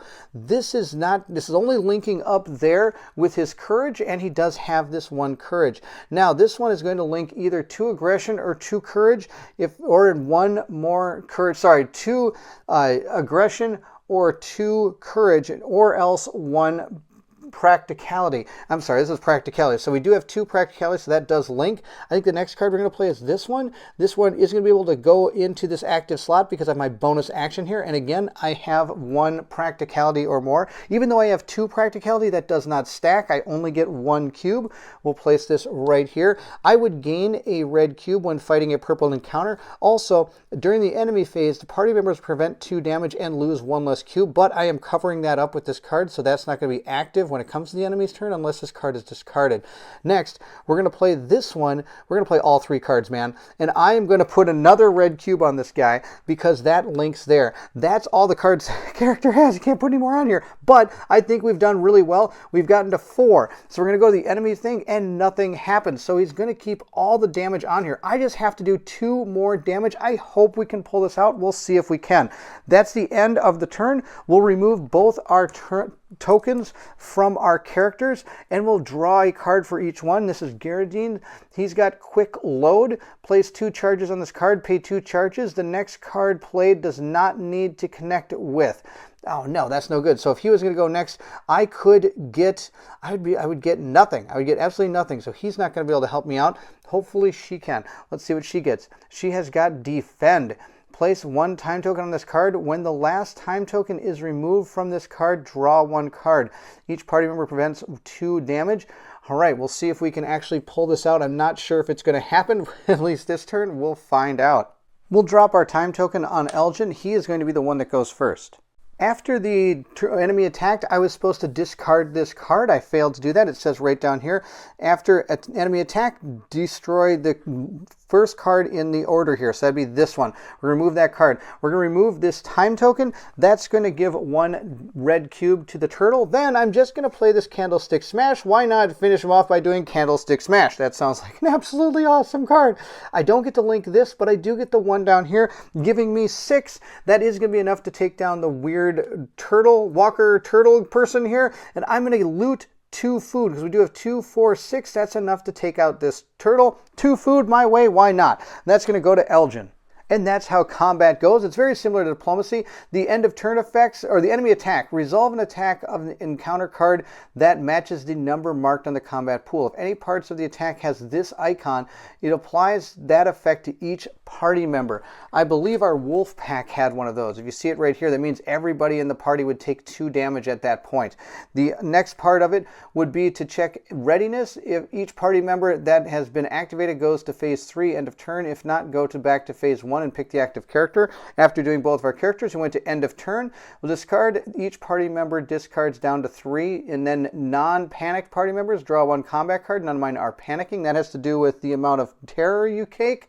And then we're going to clear out and remove all time tokens from the character trays and start our next turn, which we did. But the victory here is then we're going to count the markers in the combat pool. If the number is ever equal to or higher than the encounter value, you win the encounter, and that is what we did. Once we're done, of course, just like in the diplomacy one, we're going to go through all these cards and give them back to their respective characters. So Elgin's are up here, and Garadine's are down here, and the turtle is super dead. And the card for him will go on the bottom of his respective deck. From where we are, there's not really much we could do. We could move over to the stone chorus, but remember, I want to try to get over here, but there's a lot of weirdness over here happening right now. We got to figure out a way to deal with that, and I think I have a plan. But for right now, we're going to just use our explore action again. I'm going to explore this area, and let's have Gerdwin do it. But of course, we will be going in as a party. Gerdwin is going to search the mounds beyond the statue. It only costs 1. I don't want to do too much more that's going to cost me more stamina than that because I don't want to be exhausted going into the next turn. So let's go to verse 6. A child foraging for food among the hills notices you and runs toward the windmills to the south. The structures might be occupied. We already know they are. And sadly, that's the end of this exploration. At this point, we're going to come to the end of the day. I'm not going to go any farther. Like I said, I don't want to be exhausted, so we're going to stay right where we are, and we're going to see what it says. It says, resolve the end of day effects. If you are exhausted, gain 4 stamina. Otherwise, place your stamina marker at the starting slot. So we'll move both of our stamina markers back to the starting slot of 6. They both get that. We'll put it right there. Now, I could decide to rest. You may pay 1 food to gain 1 health and additional 1 stamina and lose 1 terror. I think we're going to save our food. I don't think we're going to do that. We have a lot though. And the most you can ever have is 10 of any one particular thing when it comes to food and wealth, though I believe you can have as much experience as you wish. The next thing we're going to do is advance your character by spending XP. We don't have any. We'll modify our decks. We don't have any new cards to modify our decks with. And then if you're in a location with this icon, we're going to read the vision. And then we're going to start our next day by going to stage 1. But we do have a vision on this tile. So we'll check out book 102's vision. Here's our vision. In your dream, you travel through a strange, unknown land, seeking shelter from the clouds of weirdness in the shadow of 412 statue, similar to the ones in whose presence you now sleep. To push back the swirling opaleness doom that floods from all directions, you must give these silent watchers everything you have, your meager supplies of food, your magic trinkets, and sometimes even your own blood. What a torturous way to travel. Regardless of your efforts, the statues are always hungry for more. And as you grow weaker, you realize with horror, there's only one possible ending. You wake from this nightmare exhausted, but also relieved it was only a dream. For now. Gain the Faint Notion Part 1 status. The vision ends. We'll cross off our Faint Notion 1 here and just fill it in just like that. And then we'll continue on with the beginning of Start of the New Day. We'll now start our next day, which means we'll resolve the start of day effects. We don't have any. We'll then flip any locations that don't touch the waystone to the weirdness side. We don't have any of those, but that is a cool thing that you don't actually have to tick these down. They are going to stay out there as long as you decide not to place it somewhere else. There are 3 of these waystones. If at any point you have placed all 3 of these down on the game board and you have to place a new one, you can choose which one you want to pick up and move to the new place. But then, of course, all the places that one is touching touching will be flipped back to weirdness during the start of the day. So you still have at least your turn if you want to do something in the area where you moved it from to complete anything you wanted to. The next thing is remove any time tokens, activate guardians, and clear active events area. We don't have any of that going on. We will reveal and read the new event card, which is going to be our Chapter 1 Part 2 card. We've already read Part 1. It's right here. It's our active quest right now. We have to reach the King Pass, where roads leading to and from Forlorn cross. It says here, as you make your camp, you notice strange shapes lurking in the dark at the edge of your visions. In the late evening silence, their inhumane whispers reach your ears, making your skin crawl, even though you can only make out a single word: the sword of old, crucible, ruined ones, the passage east. Finally, you can't take it anymore. You grab a flaming branch from the campfire and swing it at them, sending sparks into the starry nights above. The shapes slither back into the darkness through. You are confident they will come back soon. It's your best to hurry. Each character loses 1 health and gains 1 terror. So at this point, we're going to lower our health on each of our characters. This one's going to go down by 1, and this one will also go down by 1. Now notice, of course, this red line, as you lose health, the most stamina you're going to be able to gain back is based on that. I guess as you're more hurt, you're not going to be able to do as much, which makes sense. We are going to raise our terror up once. If we ever get up to going insane, we'll have to deal with that status ailment, which is not good. So we're going to try to keep our terror down and our health up. That's the goal. It's now our turn, and as you can see, this person here, Elgin, can make a weird candle, which seemed to do very well for the other group when we made it for them, so we're going to make one ourselves. We're going to pay 2 stamina, 1, 2, go down to 4, and we're also going to pay 1 food and gain secret card number 2, as long as any are available, and there are some available here, and we have found a weird candle. It says down here that for no stamina, discard this card and to flip the location you are in or an adjacent location from the weirdness side to the clear side, which is exactly what we're going to need. I think that's going to be absolutely awesome. I'm super pumped for this is going to do. I love the fact that we have a candlestick maker with us. Too bad we don't have a butcher or a baker. We're going to put this down. We're going to use this. It's going to cost me no stamina. Discard this and flip 1 card to its non-weirdness side. And that's going to be this one over here. Oh my gosh, look at this. This is amazing. All right, we have Stuttering Forest. Now remember, this is the location that potentially might have something that we learned about. So I think we're going to go over there and see if we can maybe use our secrets that we gained. The secret message, and see if we can find where that is. So, oh man, but there is something. No, we're going to go this way. That's fine. We're going to use our movement to go over here. So both of us are going to lose 1 stamina. Now again, I could have just moved over here with 1 character, but I want to have us both there in case we have to use our attributes in order to pass any of the tests. When you make tests in this game, you're going to be rolling a d6. Now we haven't found any yet, but we may at some point. And whatever you roll plus your attribute, a bonus, you're going to add to this and see if you're able to be successful. So for example, if just Gerdwin was over here, he would roll maybe on spirituality. He has none. He'd just roll the die and see what he got. We got a 6. That's actually pretty darn good.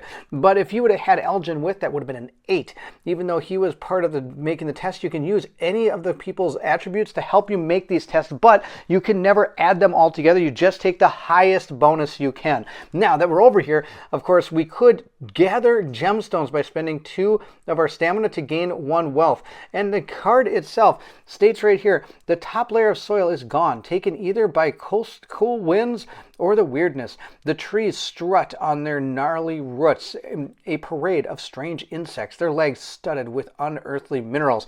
I don't like bugs. I don't know if I want to be here anymore. Maybe we should go back. No, I don't think we can. We're going to search this location, and that's a free action. Well, it's not free, but it doesn't cost us any stamina. Here we have the strutting forest. The top layer of soil is gone, taken either by coastal winds or weirdness. It's the same thing that's on the card. The parade of strange. An old path weaves between the trees and heads north. You also notice a horseless cart sitting not far off the path in a place where thick weirdness used to hang not so long ago. Well, hope that's the cart we're looking for, and if it is, that wasn't too much of a secret, but that's okay. We're going to search the cart. I don't see why not. We'll go to verse 1, otherwise we leave. If you have the Sticky Fingers Part 2 status, there's nothing more here to see. Exploration ends. Otherwise, read on. The cart probably belonged to traveling merchant. Now, of course, we don't have sticky fingers. Judging from the bloodstains on the front bench of the cart, the owner did not part with it willingly. The money box is smashed open and several containers are empty. Someone probably took the most precious loot and pushed the cart with the rest into the weirdness to retrieve it sometime in the future. There's nothing incredibly precious among the remaining wares, but the sheer amount is enough for your sack to bulge out pleasantly. Gain 2 food, 1 wealth, 1 magic, and 1 random item card from the deck A items. That's awesome. And we're going to gain the Sticky Fingers Part 2 status. Makes total sense. Our exploration ends. I do want you to be aware when it says gain 2 food, 1 wealth, and 1 magic, that is not each person. It will actually say every person in the party gains if that is to be the case. So we're going to have to divide all of these spoils up amongst our characters the way we see, or the way we want to. And to keep our characters rather balanced, I'm going to give 1 wealth here, 1 magic up here, and 2 food to Elgin. That'll be the deal. And now we're going to take our items A deck here. There isn't items B. I'm sure the item B cards are better than the items A. I think that's how this works. According to the rules, the higher the letter, or I should say the more closer to Z the letter is, the better the items are going to be. Let's see what our item is. We have found ourselves All Mother's Tear. For no stamina, I can gain 1 stamina, 1 damage, but lose 1 terror and discard this item. Oh my gosh, that's really good. I think I'll give that to this character up there on top since that person doesn't have an item yet. And that'll be it. We were able to pillage that stuff from that cart. And of course, we gained Sticky Fingers. So we'll cross off Sticky Fingers 2 here, and we'll continue on with the story. One thing we forgot to do is place down this location. It looks like this. It says snippets of the battle long past flash in the weirdness, and something shines in the clouds like a fog lamp. And it's put down right there. Now, we don't have any way to light that particular place. Notice there is none of these little circles there, so I can't put down any of those there. But potentially, if I put one here, maybe this will open up enough for maybe to see if there's a way to open this up. Maybe I can put one up here. So I don't know. We'll see how this all goes. But I don't really want to walk into weirdness. That doesn't sound like a great idea. Though remember, the old woman was looking for her daughter that had gone west from the Crooked Sentinel. And this is north, south, east, west. So in theory, I thought it would be over here, but it might be up here. I don't want to go that way right now. I'm going to pay 1 to move back over here. So everybody loses 1 stamina. That does bring Elgin down to 1, or 2, I'm sorry, 2 stamina, but Gerdwin has a total of 4 still. We're going to spend 1 more to move over to this location over there, and we'll reveal what we have to do. The first thing we do when we travel is we have to check for any rules marked with the instance, and there is an instance on this card. It says we have to draw and resolve a green encounter once per day. The basalt walls, I've already read that just a little while ago. I'll put that back down there. We do have to draw a green card though, and I have to again lower my stamina by 1, bringing Elgin's to 1 and Gerdwin's to 3. Now let's draw our green encounter and see what we have found. We have found ourselves a white elk. Look at this. More food, I think, if we can kill us. But we'll see what happens here. So here's an interesting thing. It has a rule called harass. And you know what? I'll talk about all this when we go to our combat. Just like our other activity, we'll start by drawing 3 cards from our decks here. This is going to be Elgin's deck, I believe. Yes, it is. He's got Careful Attack. Then he also has Reposition. And he has Defend. So we'll put all 3 of those out there. Meanwhile, our main attacker here, let's see what this character gets. Hopefully something good. We got a powerful bolt. We've got charge. And we have disabling bolt. So I'll put those up there. So we have to choose now who is going to be our active person. Before we do, let's quickly look at our elk. It does say, the more time an elk spends in the weirdness, the more fantastical the contorted its antlers become. Wow, those do look pretty cool. Now, this has an ability called Harass 4. The way that works is whenever you reach this number of cards laid out here, the harass effect will take place. And it's either going to be a trait that the character has for the rest of the battle then, or it's something that's going to activate at that time. And if we notice here, the harass here is going to be run away. So we want to try to get this character down to, we have to do 6 damage to it before we pile up 4 cards in a line here. So we'll have to do a lot of damage really fast. I don't know if we're going to be able to get this done in a short amount of time, but we'll see how it goes. I think I will start with Gerdwin and see if we can do some damage. To start our attack off, we're going to play Charge. This is going to give us 1 red cube to the white elk because I do have 1 practicality. I actually have 2, but I only needed 1. And the second card I'm going to play is this one because I do have aggression. So I can link my bonus action up here. Give me another 1, 2, 3 because that's a ×2. So we're at 4 total damage we've done. And now at this point, with the monster, we'll ignore any runaway effects, but that's not happening yet. This one, if I would have kept it there, it would have gained +1 to the damage. We don't like that. We're going to cover that up. And we're going to go just like that. So now I'm going to check what the enemy is going to do. The enemy has 4 cubes, so I'm going to lose 2 health and I don't have any way to block it. Gerdwin will go down 1, 2. He's pretty strong. I'm not too worried about that. For this character, the only thing we're going to do is we're going to play Defend. The reason I'm going to play Defend is I can place a time token on this token. And when the last time token is removed from this card, I can draw a card. And each party member prevents 2 damage. So now we go to the enemy's activation and it has 4 cubes. It's going to do 2 damage, but I'm going to be able to block that 2 damage. And that's the end of that activation. So both our characters have activated. We'll move into the next round. If we look at our enemy attacking card, it says right here that the end of turn, discard all party members, discard down to 3 cards. We do each only have 2 or 1. Each party member is not panicking. We're going to clear all time from the characters trays so that we can choose our active characters, and we'll go to phase 1. That means we do get to both draw a card, and I will remove both of these tokens from our characters, and we'll have to decide who's going to go first. I think it's going to be a no-brainer here. We have Gathered Thoughts. I can place a card, or I can place a time token on this card, and when the last one is removed from this card, lose 1 but draw 2 cards. That's kind of funny. And then the next one is going to be this one, Quick Load. I can place 2 charges, and I can pay 2 charges, and the next card played does not need to connect with a linking card or bonus card. We have to choose who's going to go next. We're going to have it be Gerdwin. I've got a plan.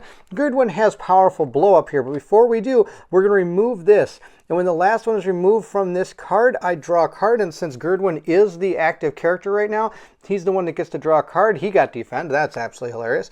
We're going to play Powerful Blow, though, which is going to powerfully blow this guy out of the water. We're going to place it right here. That does give us 1, 2, 3, 4, which means it will activate Harass effect, but the effect does not happen until the enemy's turn. And at this point, I have put a whole ton of cubes on this thing. I put 3 more thanks to my Powerful Blow. We're going to put those all on there. That is more than 6. We have killed our white elk in less than 4 cards to prevent the harass, so we're going to gain 2 food. Dividing everything up equally again, I'm going to give each one of them 1 food. Both of them will gain back their combat cards, and on top of that, we will take our enemy and put it at the bottom of our green deck there. At this point, we'll place out card 105. It does have weirdness all over it. It can go to 106. Remember, that's that one over here that we're hoping we might be able to connect back over there. And it says here, each party member gains 1 terror when going there. Brigands stand their posts, huddling next to a few weird candles. We'll place that right up here. And notice I do have an area where I can put one of these new stones. So I think the best plan is to do that action. We're going to make a way stone. We're going to activate one of those. So I'm going to pay 1 magic per character and 1 wealth or food per character. So I'm going to have to pay 1 magic per character, and then both of us are going to pay 1 food. We have a lot of that, so we're going to place those down, and then we're going to place out our next waystone there and be able to turn this over, and let's take a look at it. Oh wow, it looks pretty cool. It's supposed to be some kind of bandit thing, apparently. The armed weapons completely block the narrowing trail, stopping anyone who can't afford an exorbitant tolls. Are you kidding me? What's this? Relax in the Gateberg. Okay, I'm not relaxing. Lose 2. No, we're not relaxing. We're not relaxing. Not relaxing at all. All right, we're going to put that right there. Now, I only have 1 left with Elgin, so Elgin's going to be done, but I still have 2 left with Gerdwin. So Gerdwin is on his 3rd. He's going to use 1 to move up here. And then we're going to reveal card number 106. There isn't any instant effects when this card when you step into that card. So we're going to grab card 106, but it's going to be clear because we're going to be adding it there. And it says Reflected Town. It can pay 1 to ask the Hermit for healing, pay 1 wealth to gain 3 health. Well, that's pretty good. The spires and townhouses of this once prosperous location settlement live as a reflection. Lothian, settlement. We'll place that right here, and that is all touching the waystone, so it's going to be operable. Now, if we've noticed, there isn't any way to get this out of the weirdness, so I don't know if we really want to go there, and there isn't any other places to go except, oh my gosh, there isn't any other places to go except up. Oh no, that's terrible. Let me just make sure I didn't miss any numbers. No, I didn't.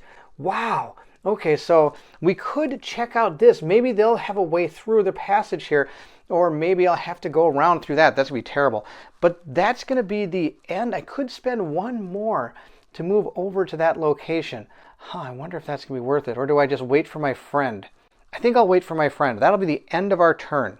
The other thing I forgot to do, though, is when we did draw and resolve this, I should have put this time token down, signifying that that has happened already this turn. Remember, it can only happen once per day, and it only happens when you come in. So if we remove this, and the next day I do decide to walk back in, I would have to take on that green encounter again, but I could party up with my friend before I drew that card, even though this character is already there, to be able to help me take out that character. All right, let's check out what happens when we go to the end.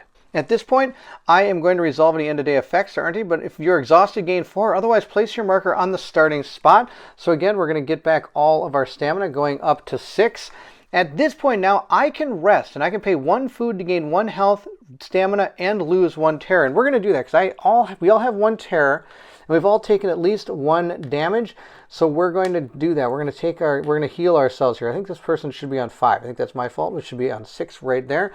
This person does get to heal 1, and they all get 1 stamina. And yes, you can go above your max, but if you look at Gerdwin here, he doesn't have any more. He can go above this. That's the absolute highest he can go. This person could get 1 more as bonus, but again, we don't have any way to do that right now. We could advance our characters, but we still haven't found any experience points, and we can't modify our deck. But we are in a location with this icon, so we're going to check out 103's vision. Our vision states, it's infuriating. Year after year, countless travelers walk by, a chittering in their pathetic human voices. In the meantime, you are forced to stay silent.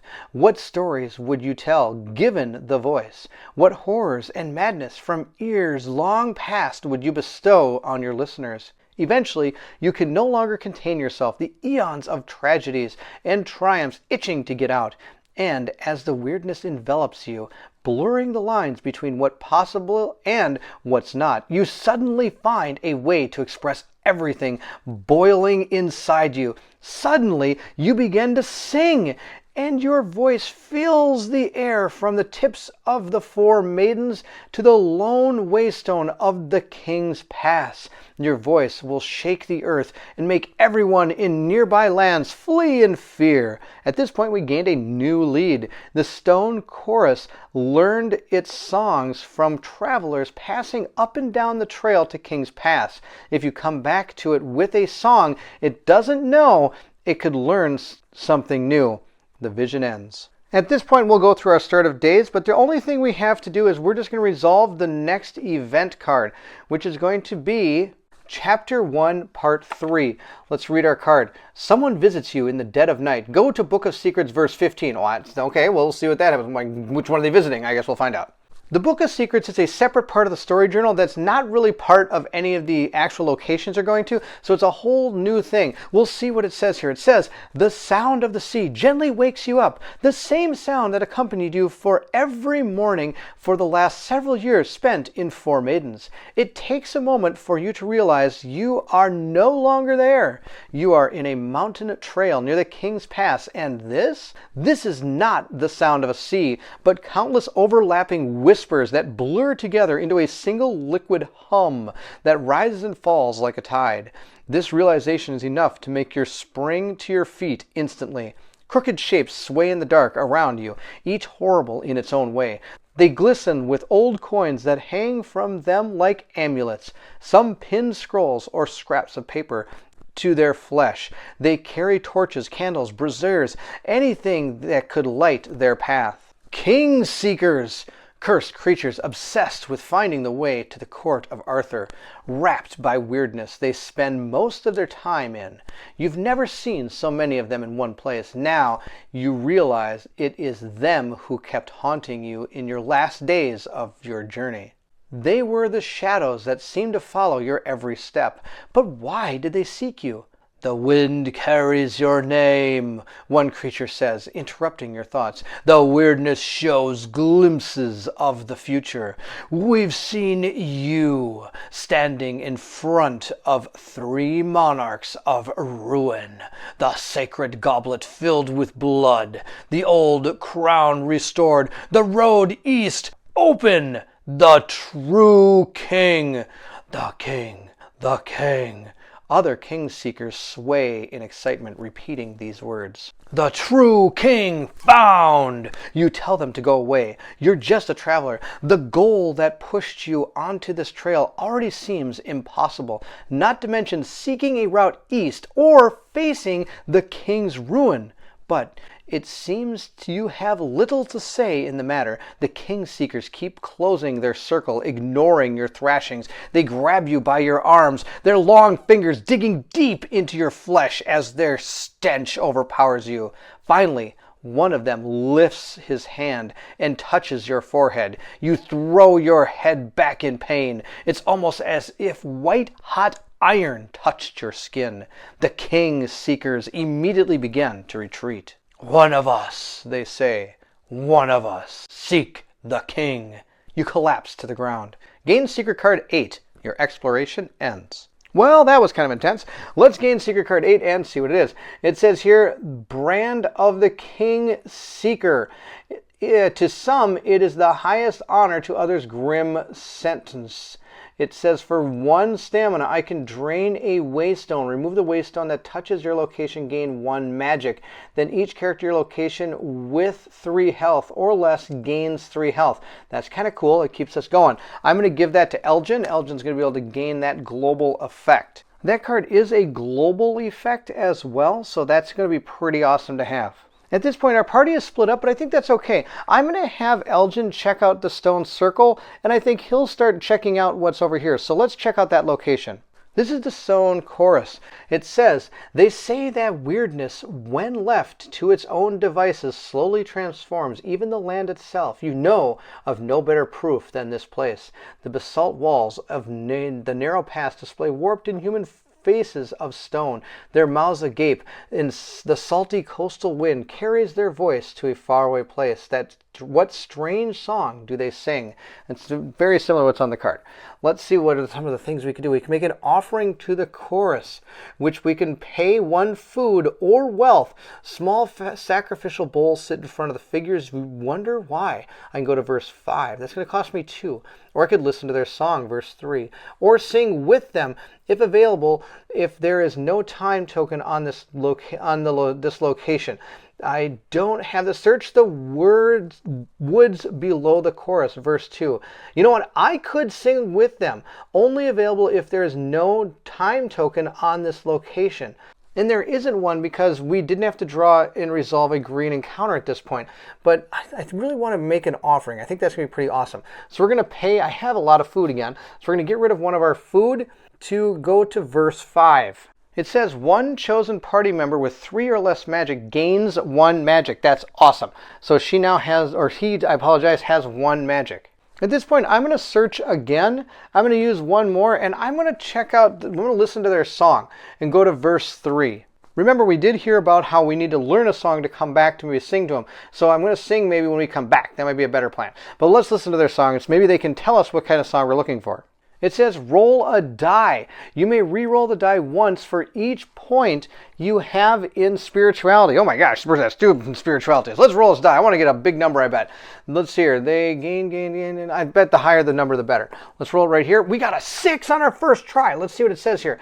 They sing strange, discorded song about the fabled city of Thulan, their words brimming with latent energies. After they are exhausted, gain 1 magic. Oh, boom! That's what I'm talking about. The exploration ends. Just out of curiosity, let's see what some of the other things we could have done was.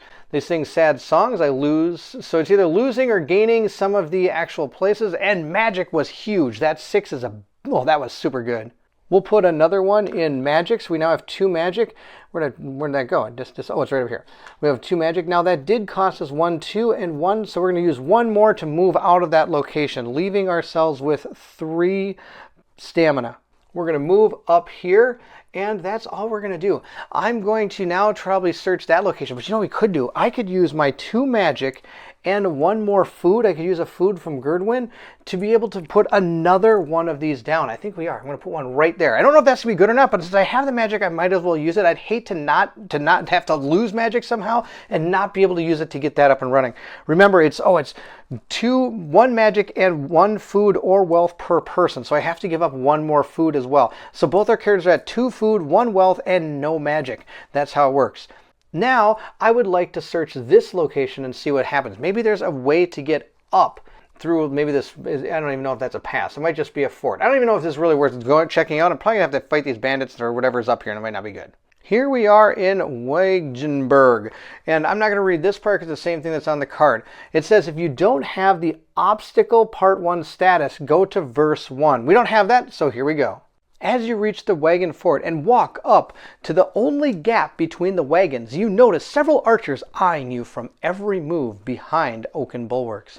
A scar-covered man in a leather jerkin walks out of the camp to meet you. Dozens of metal rings braided into his beard clink as he goes. You want to get to the pass? The toll is an ounce of gold per head. You gasp. This was way more than you could have expected, and certainly more than you can afford. Gain the obstacle part 1 status. New lead. You have to find another way to get past Wagenburg to reach the King's Pass to the north. Go to verse 11. The brigand commander blocks Wagenburg's entrance, looking at you expectantly. Choose 1. I can spend a stamina to convince him to let you into the fort to trade. Requires at least 1 in our empathy, which we do have for Elgin since we're doing this together.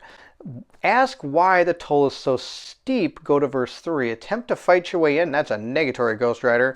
And pay the toll. Requires all characters 10 wealth per No, not happening on that one either. Okay. Why don't we ask him why it's so much? I've assembled the finest selection of cutthroats and brigands from all over the 4 maidens. Their wages don't pay themselves. You know how costly it is to keep all these people here, surrounded by the weirdness, so close to the battlefield of 3 kings. Besides, no trade or messengers be coming through the pass in more than a decade. You likely have an excellent reason if you're heading to the other realms now, so think of it as an investment. And if you have no gold to invest, make way for those who do. Choose 1. Well, here we are again at the crossroads here. Convince him to let you through the fort. But that's only into the fort to trade. It's not through it. I have to pay the toll or find another way around this.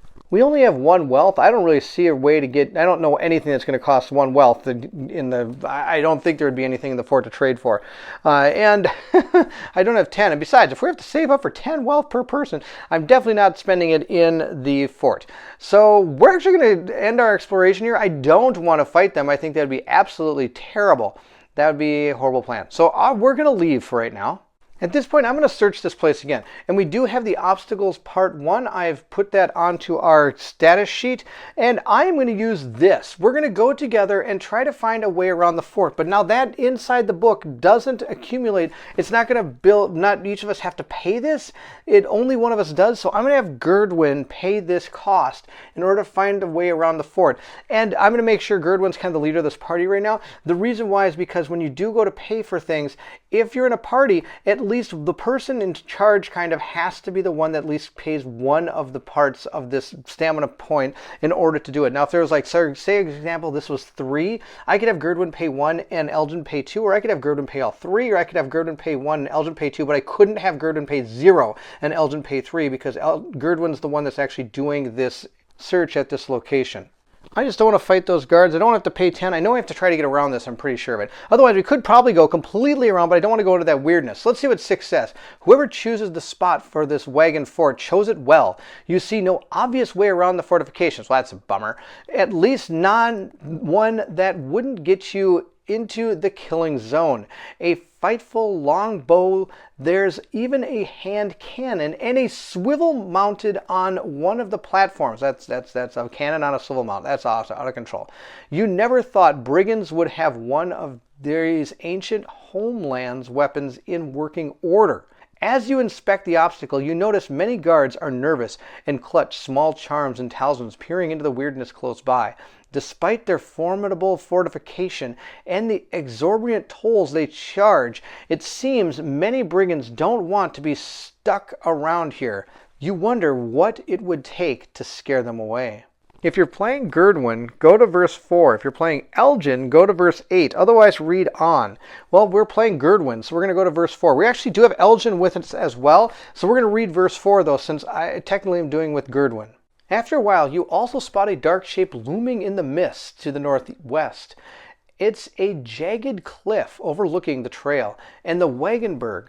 Your tactical sense, earned in blood during countless border skirmishes, begins to tingle. At the very least, this overlook could be used as an observation post to scout the Wagenburg for any weaknesses. At best, it is a commanding position that could be used to fire down on the brigands with impunity. You wonder whether you could reach this overlook from the plateau to that is west of here. Gain topography Part 1 status. We now have a new lead. Inspect the top of the cliff overlooking the wagon fort, accessible from the location to the west. If you're playing Elgin, go to verse 8, otherwise exploration ends. We are using Elgin, so I'm going to go to that one as well. What drew you to candle making and pushed you to enter the grueling apprenticeship was that this profession was part craft and part magic. When infused with various magical ingredients or exposed to weirdness, the candle maker's will, one could create a candle with almost an unimaginable effect. You know the candles that cloud the mind. You know of ones that obscure the visions. And once, in an old tome in the master's study, you've seen a candle that could cause sheer terror in hundreds of men, famously used to make an entire army flee during the Second War between Lothian and Vendera. You could use it now. Too bad its main ingredient, Weird Boar's tallow, is now impossible to find, as all weird boars in western Avalon were hunted down by the first human settlers. And to think that in ancient Lothian it was a common ingredient. If only you could turn back time. Kind of like Cher. We did gain yet another lead. Find a way to create a terror-inducing candle that requires once common ingredients now almost unobtainable. Okay, so it looks like we have two options. One is we can try to get up to the cliffs over in this northern area, or two, try to make a candle. I think what we're going to do is we're going to move. That's what we're going to do because we're done here. There's nothing I can really do in this location without a candle or a way to get to the northern cliff face. We're going to move over to the reflected town. This is where we're going to go next. And I only have 2 stamina left with Elgin, and I have a lot left with Gerdwin. I can never pronounce this character's name. I'm so sorry. I think there is ability on this card that says I can pay 1 stamina to ask the hermit for healing. I have to pay 1 wealth and gain 3 health. It does say the spires and townhouses of this once prosperous Lothian settlement live on as a reflection. Maybe that it was the Lothian township. Maybe it might have something. Let's check it out. Let's go search there. I've got a few stamina left. We're at the reflected town. It says, in ages past, a Lothian town stood at the edge of a clear mountain loch, its stone houses and spires reflecting in the water's silvery surface. The town is gone now, laid to ruin in some age long past, but you've heard that the reflection lives on, etched eternally in the waters. A small stone shack rests by the shore, pieces of rubble haphazardly thrown together. A lone goat bails in its wooden pen. It says here, if you don't have the Negotiator Part 1 status, go to verse 19. Otherwise, choose one. So we have that, so we don't have to do verse 19. We get to choose one of these. Try to reach the overlook above the trail. requires Gurdwin and Topography Part 1 status. Go to verse 17. Search the town's ruins. Take a swim in the lake. That sounds like a terrible idea. Look into the reflection of the lake. That also sounds bad. I've seen that movie before. You look in the lake, the thing grabs you and pulls you in. Visit the stone shack. You never expect to find an inhabited home this close to King's Pass. Go to verse 2. Or check the shattered waystone. Wow, there's a ton to do in this one place. This is out of control. I think we're going to search it many times. All right.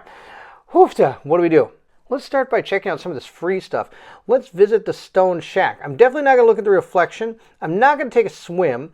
We might look at the town ruins, but this is the one I really want to do. But first we're going to visit the stone shack. Who knows? There might be somebody good there. If there's a time token on this location, the hermit won't talk to you now. There is not a time token on this location, so we can talk to him. If you have the Noble Deeds Part 1 status, go to verse 16. Otherwise, read on. If you notice, there's some red here. That's really cool. What they've done in this game is now they've added, like, for example, if I ever get card 50, I don't want to put this too far over that red thing or you'll see it. If I ever get card 50, I would be able to gain this red revealer that could reveal what's under here, which is kind of cool. So they're adding even more stuff into the storybooks that you don't know unless you actually gain some of these cool items. We have to gain that item in order to do it. But alas, we are going to read on. In a simple dark robe with a clean-shaven face and a halo of long gray hair, the hermit looks almost like a monk, tall and lean. He towers over you as he says with contempt, "This is my place. What are you doing here?" Choose one. Tell him you're looking for an adventure. Go to 10. Tell him you're looking for a place to rest. Go to 13. Tell him you're a traveler trying to return home. Go to 8. I think we don't lie to this guy. Let's just tell him we're looking for an adventure. Let's go to 10. We're definitely not going to leave the exploration ends. That's baloney. What? Are you out of your damn mind? Coming to the edge of the weirdness just for fun? Get out of here. Place a time token on this location. You know what that means. We're not talking to that guy anymore. That's awesome. All right. Well, we are going to search again because I do want to try to go up that ravine. And by ravine, I mean overlook above the trail. That's going to cause Gurdwin to use 2 stamina, bringing his stamina down to 3. And I do have Topography Part 1, so let's check out verse 17. Book of Secrets 204. Oh, let's see what happens. If location 105B is revealed, there's nothing to see here. Exploration ends. Otherwise, read on. You find a narrow path leading up to the overlook that gaunts a commanding view of the trail to the east. High above the ring of armed wagons blocking this route, you can see the brigands strutting around their camp from your current height. The oaken side of their wagonberg offering them no protection at this angle. If you have stocking up Part 2 status, go to verse 58. Otherwise, read on. Unfortunately, your weapon will not accurately deliver bolts this far to reliably shoot at such a distance. You need a steel drawstring, or better yet, one of the masterwork crossbows old Lothian was known for. Unfortunately, you haven't seen any since the kingdom fell to the mists. I have a new lead. The arms you seek were lost since the kingdom of Lothian fell. But there's a ruined Lothian town not far from here by the lake shore. Exploration ends. I'm at the lake shore. I think we're going to go check out the town. At this point, I am going to spend another one with Gurdwin, and we're going to search the town ruins. Go to verse 11. If you have the Forging Part 1 status, there's nothing more here. Exploration ends. Otherwise, read on. In one of the ruined townhouses, you spot some dried sticks protruding from cracks in the walls. Inside, you find a nest of wild geese full of large eggs. Gain 1 food and the Forging status. Well, that's not a bow. I was really hoping for a bowstring. So we'll get our Forging 1 status, and we'll gain 1 food. I'm going to give that to Elgin. So Elgin is up to 3 food, and Gurdwin has 2. We need to find a bowstring. Where would the bowstring be if you're a bowstring? Check the shattered waystone. Look into the reflection on the lake. That sounds so bad. Or, I think that's about all I got. Or I take a swim in the lake. Water looks very crystal clear and very inviting. Oh, that sounds almost too inviting. Let's check out the shattered waystone. I don't think that's going to give us a bow, but what do we got to lose? The waystone, once not far from the city gates, in the northern part of the area once stood, but the forces that leveled the city did not spare it. It lies in rubble, cracked, broken beyond repair. It would take nothing short of a turning back the time for it to shine once more. Your exploration ends. I will have to say I'm really glad that this is free to keep exploring these places, because that would have been a ton of stamina to have to do all this. But it is cool because we are getting lore parts and not feeling bad about having explored something that would have normally taken us time. At this point, I think, again, we're going to be done. We each could do one more thing each, but there's nothing really left to do except swim in the lake, which I don't really think is a good plan. I don't want to leave because if I do go someplace, I want to go into this direction, and I don't want to end my turn there. I'm going to take some damage and things for being in the weirdness. So next turn, I think we're going to stock up on our stamina and go that way. That'll be the plan. Of course, I might even talk to that monk again because it's free to talk to him, and this time I won't tell him an adventure. That's definitely not what we're going to do. And so we're going to gain back all of our stuff and go on to the next turn. So at this point, we're going to gain back all our stamina, and that's really about all that's going to happen. I don't want to use any food to heal me because I've already got least amount of terror. This character's already at full. I could do one more here, but that's okay. He normally has a ton of stamina anyway because she's the one that, or he, sorry, is the one that's going to have to build that candle, and it's going to cost stamina already to do that. So I think we're going to be done with that. Our characters are perfectly fine. The only thing we have to do is again, we're in a vision square in 106. A calm dream of gold-bathed streets and colorful masked crowds. You dance, you eat, you wake, strangely at peace. Each character at this location loses one terror. The vision ends. That didn't help us too much. We have all of we're at 0. At this point, we'll start our new day. We'll resolve the start of day effects, flip locations that don't touch waystones, and remove time tokens from each card. So we are going to remove that time token, so I'm going to go talk to that hermit again, which is kind of cool. Then we're going to activate the guardians. There aren't any, but we're going to grab our next event card and see what it says. We're on Chapter 1, Part 4, and it reads, Moss to the Flame. The waystone lit along the trail of King's Pass begins to attract unwanted attention. Search the green encounter deck. Place the Hex Leech green encounter difficulty 1 in the lowest numbered location with a waystone. If there is no waystone, place it in the lowest numbered location. Hint, guardian encounters prevent you from exploring any location they're in. Depending on the roll of the guardian die made each day, they may also attack you or even drain a waystone of its power. See the guardian rules in your rulebook for more information. Let's go grab that guardian and put him down.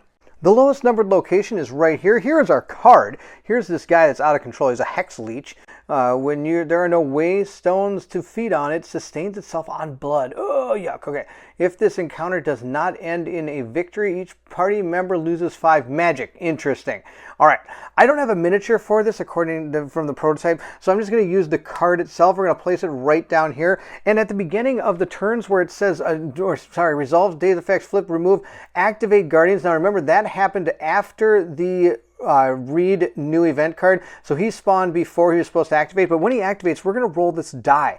Depending on what cardinal direction he gets, he's going to move in that direction. If he can't, he'll just move one closer to he'll move towards the highest numbered location, and if he ever gets this X, he's going to attack who's ever there or destroy one of these waystones, and I don't want him to be doing that, but he's so far away. He's 1, 2, 3, 4 spaces. Barf. So I think we're just going to continue with our adventure. Oh, maybe we can get around and maybe take him on. But from where we are now, I think what we're going to do is we're just going to continue with the adventure and see what we can find. The first thing we're going to do is I think we're going to make another one of these candles. I'm going to pay 2 and 1 food to make another one of these candles. It's going to cost me 2. And then I'm just going to instantly use that candle and we're going to reveal card number 107. Hopefully this will uncover the pool of happy unicorns and bunnies. We'll see what's here. It is a shattered battleground. Okay, not a happy bunnies or anything. It says here, 3 kings of ruin clashed here in an age long past, erasing the local waystones and nearby Lotharian town from existence. Oh my, okay. So this is a new location I could go over there and check out.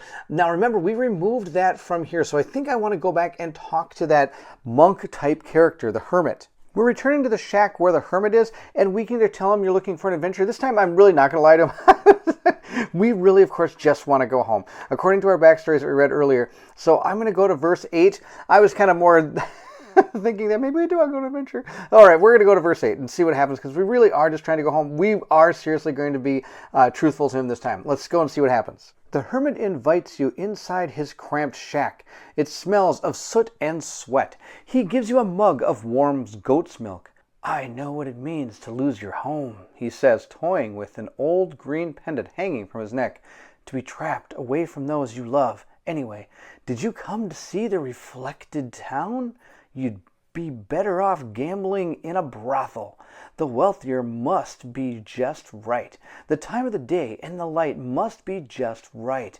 It never happens more than a couple times a year, sometimes even less than that. Seeing your disappointed face, he adds. But I know something that could help you see the reflection, a real treasure. Once, I would never part with it, but I think I used it for too long. It's no longer good for me. You see, I'm ready to trade for whatever you can offer in return. I can buy his treasure. I don't buy his treasure. We're going to take 1 wealth, 1 food, or discard 1 item. I could discard the item I have and keep my wealth and my treasure. I do have this amulet. For nothing I can gain back. You know what? And it's one-time use anyway, so we're just going to discard the item. And this time I'm going to be able to gain, or sorry, we're not gaining anything. We're going to verse 14, but we're hopefully gaining his treasure. The hermit removes one of the stones from his shack's wall and gives it to you. The stone is heavy but appears mundane. Noting the confusion, the hermit scowls. What? You thought that's it? I just need you to hold it, fool. From the hole behind the stone, he removes a small item carefully wrapped in a layer of cloth and hands it to you. Through the weirdness shared, you can see the reflected town at any moment. It also serves to reveal many other hidden things. Just go out and give it a try. But remember, if you ever find your way into the reflection, do not ever speak. Your voice will stir the waters, and then all sorts of horrible things will happen. Gain secret card 50. That's that one I was talking about. It's this thing right here. Important, from now on, whenever a verse you read contains hidden text, you may use the secret to read it. Now test secret 50 in the text below. All right, let's see what it says here. It says, go to Book of Secrets, verse 18. Oh, that's pretty awesome. Each character gains 1 XP and our exploration ends. Woo, we got an experience point and we got that cool red revealer thing. At this point, I want to move over here. I'm going to use this character to move. I'm going to leave the other one there. So we're going to drop his energy down to 5, or sorry, her energy down to 5. And Elgin still has 4. We do have our revealer thing here, and we all got 1 experience point. That's pretty sweet. I can gather magic here if I want to, using 2 stamina points, which might not be the end of the world. We still each have 1 or we don't have any magic at all. What am I talking about? We used our magic to get this thing up and running. So instead, I'm just going to examine this area and see what I can find. Hopefully, our red revealer will point us in a new direction.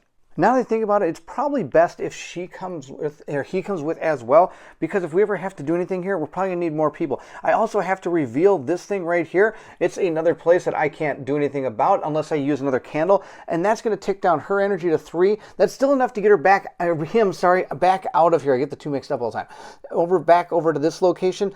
Let's start here. I think I do still want to look there, or maybe I'll make another candle, which would leave me with only 1 energy. And then I would have that other candle to light this way up here where I could send the other person. But I don't just like going to places alone. I like to be a party. All right, now I really am going to check this out. Let's check out 107. We're at the Shattered Battleground. It says if you have 1 or more parts of the time passes, chapter 1, status, go to verse 11, otherwise read on. I do not have that. It says, with the merciful shroud of weirdness lifted, the pock-marked face of this damaged land now lies in full view. Each hill cleaved in half. Each impact crater glistened with shards of obsidian. Each discarded weapon and piece of ancient armor tells a different part of a single story. The tale of the night where the 3 kings of ruin clashed, reshaping the land itself forever. Twisted shapes lurk between shattered stones and deep crags, as if drawn to powers still lingering here. The more time you spend on the battleground, the greater the chance they take interest in you. Ooh, that's not good.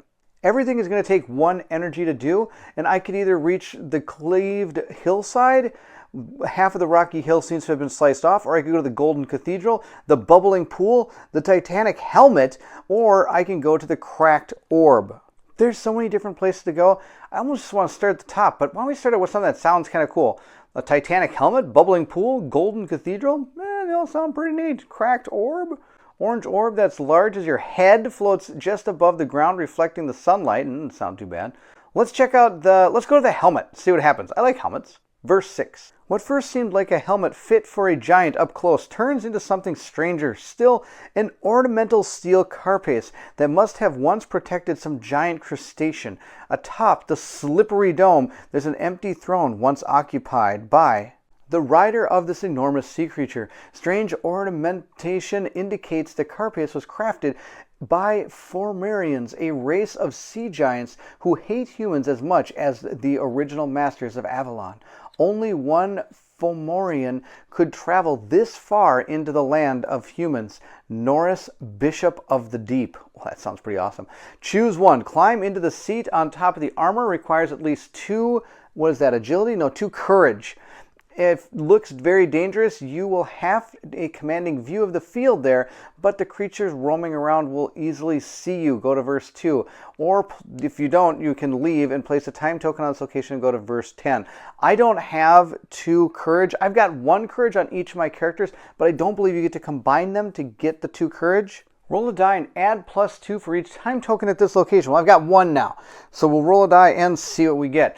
And hopefully nothing too bad happens to us. We got a 1 + 2 is 3. Nothing happens. Exploration ends. I don't know how much exploration I want to do here. If every time I do something and it's not going to be beneficial, something could potentially happen. Look, something even says you're attacked. Barf. At this point, I don't want to keep going in there because I don't want anything bad to happen. I am going to make 1 more candle. It's going to cost me 2 time and 1 food with Elgin. Elgin is down to 1 food, but we're making yet again another candle, and we're going to flip this card over right here and see what we have found. We have found an Iron Cage Fells. Hunt in the glens, gain 2 food, draw and resolve a green encounter. Okay, well that's something I could do. I only have 1 more with him, so I'm going to send her by herself. Is that the right idea? Probably not, but I don't really have much choice. If we find something we really want, we'll make sure to try to come back up here with him and then try to check it out again in the next day. He could just again make another candle the next day with his 1 food that he has left. That's it. Let's check it out. 108. I'm going to explore that location with Gerdwin. Iron Cage Fells. This relatively flat slope once extended all the way to the King's Pass, offering an alternate path for the travelers heading there. Sadly, it ended when weirdness cut the landscape in half, opening a wide chasm at its top. Iron cages dot the fells, some old and rusted through, some still pretty new, but you are at a loss as to what they could mean. Dead silence reigns over this strange landscape. At this point, I can spend 2 energy to search the cage. There's so many of them. Go to verse 1 or approach the chasm. I don't want to go near a chasm. That sounds like I might fall in and die. So let's search the cages. That's going to cost me 2 stamina. I am only going to have 1 left with Gerdwin, and hopefully something good happens here, or this is all for naught and we're going to be stuck in the weirdness. The cage at the bottom of the fells are old, empty, and rusted through. Many are open, though it is impossible to determine whether something burst out from inside or tore into the cage from the outside. The cages vary in sizes, though most seem barely large enough to hold 1 sitting human. If you have the Forging Part 3 status, go to verse 3, otherwise read on. In one of the cages, among the shattered bones and rags, you find a dusty object and some scattered coins. I gain 1 wealth, that's happiness, I'm almost there. I only need, 17 more. And I also get 1 random item from the deck A. So we're going to grab our deck A cards, give them a good old truffle shuffle here, and see which one we pull out. We have found this one. It's a healing extract. For 1, I can gain 3 and then discard this item. That's fantastic. We'll give that to Gerdwin. She's already lost 1 health to begin with, as is. We're then going to go to Part 3 and gain Forging Part 3. Most cages in the middle of the fell are newer and still hold together, keeping their content behind bars. Some imprison gruesome swollen remains, barely resembling anything. In others, wrapped bodies slowly move, clad in ragged human clothes. If you have a Risk Taker Part 1 status, go to verse 5, otherwise read on. With your heart in your throat, you're about to move farther up when you notice a thick purse still attached to the belt of 1 living abomination. Choose 1, attempt to snatch the purse. You must be extremely careful if you don't want to get to for it to spot you. Go to verse 6. Careful. I don't think this person's careful. No, not very careful at all. I got 1 in caution. Maybe that might be enough. I can go to verse 6, or I just can continue my search. I think this purse isn't probably going to have what I want in it. It could. Let's go to verse 5, and then if that goes bad, we'll go back and see what's in verse 6. Well, by that time, I'll run out and I'll be this thing. Oh, no, it's a hard choice, because if I don't do this, if I do the wrong thing, there's a chance that I might not be able to get back here again. So we're just going to keep searching. We're going to go to verse 5.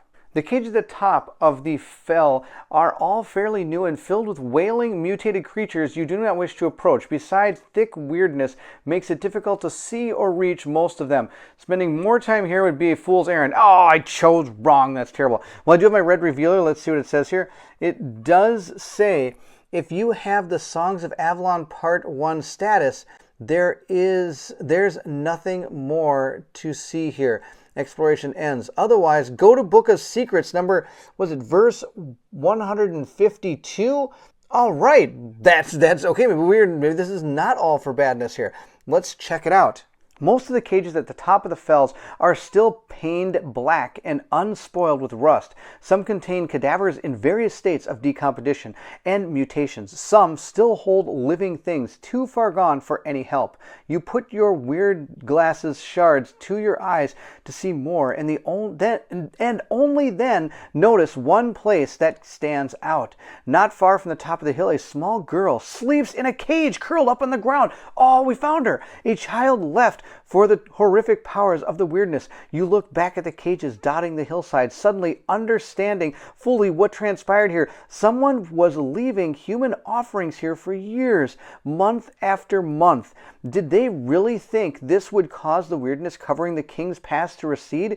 It seems to have worked for a while, judging from the fact that the oldest cages were further down the slope. In fact, the deep gash eventually destroyed the route in front, makes all this suffering all the more tragic.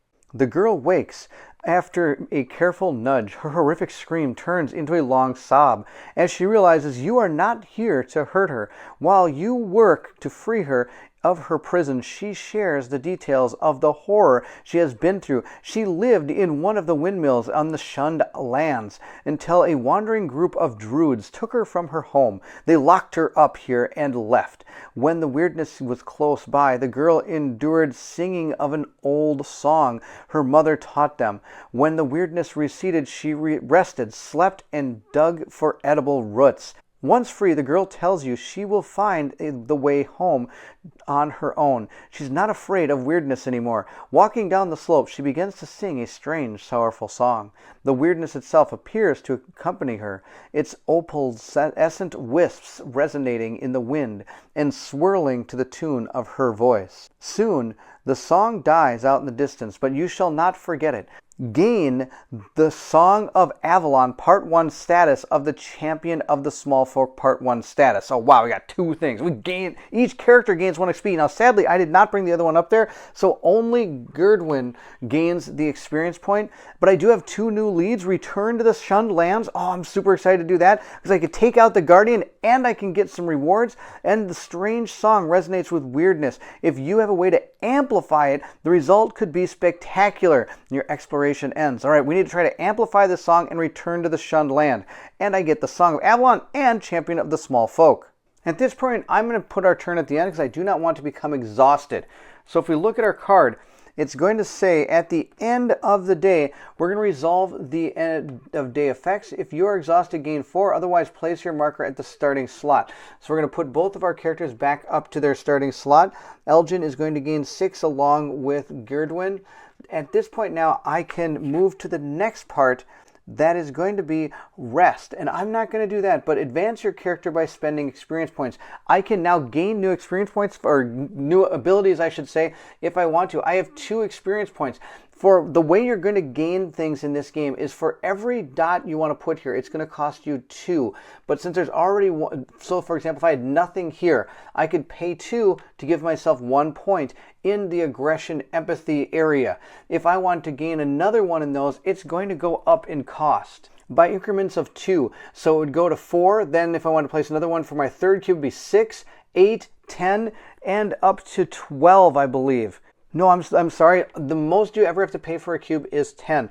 So if I want to put another one here, it's going to cost me 4. Then it would cost me 6 to gain like an ability here, or 6 to put one over there. Then 8, then 10, and 10 respectively if I want to do it in that predicament. I only have 2 experience, so I can't buy anything yet, but that's okay. I just wanted to tell you exactly how the experience points work. Now let's continue on with the end of the day.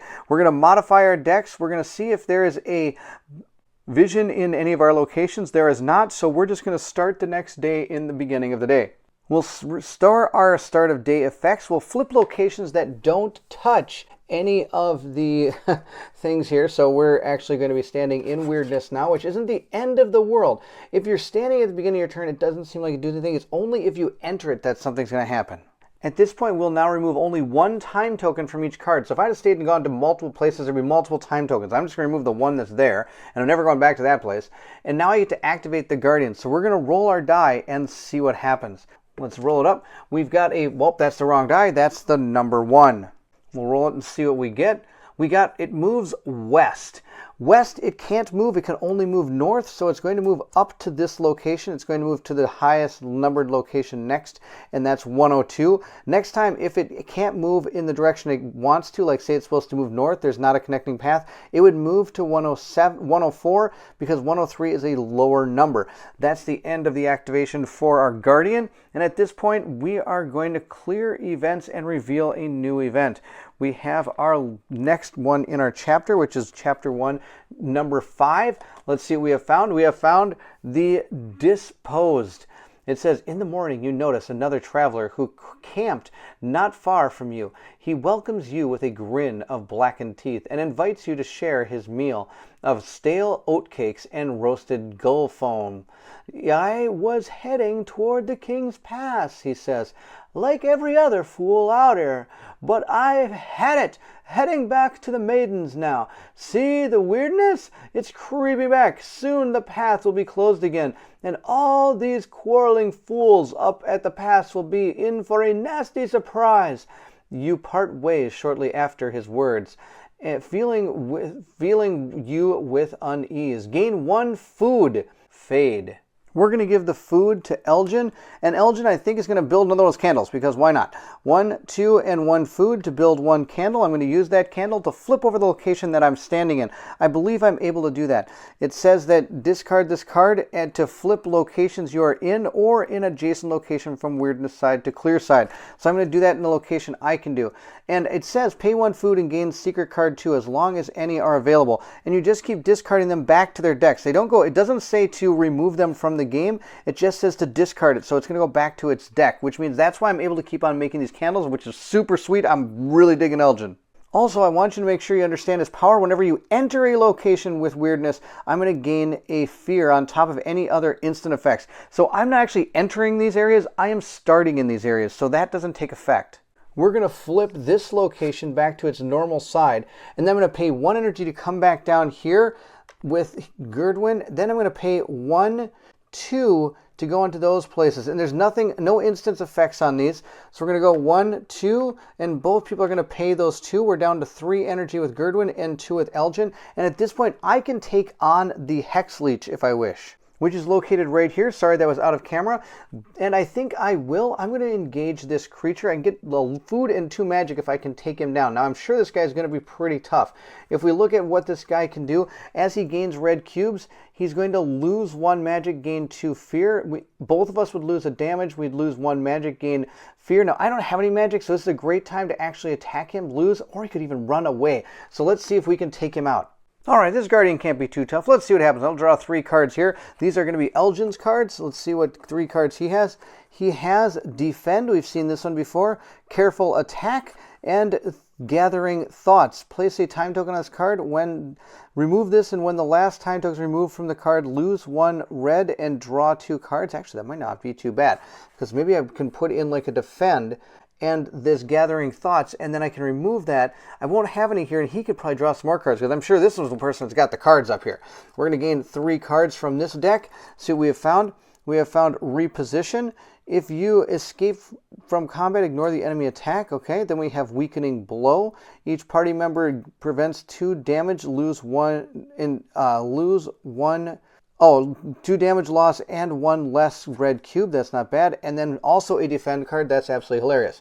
We'll place these right here, and we're going to have to decide who we want to go first. I'm noticing that both my characters, almost none of them have any attack here. I am going to redraw, which means I can discard these 3 cards, grab 1 less from your stack of cards, and then once you do that, you're going to shuffle these back into this deck. That's what you're going to do for redrawing. So there we are. We have our 2 new combat cards. Hopefully they do damage. This one is Silver Bolt, and this one is Quick Load. Silver Bolt might do some damage, but I don't think Quick Load is going to do me anything. Back to back like that's not going to do me anything. Oh boy, this is going to be bad news city here. All right, I think we're still going to play this like that, meaning I'm going to gain 1 damage on this, which is going to give me 1 of these. And I can gain 1 fighting purple enemies. It's not a purple enemy.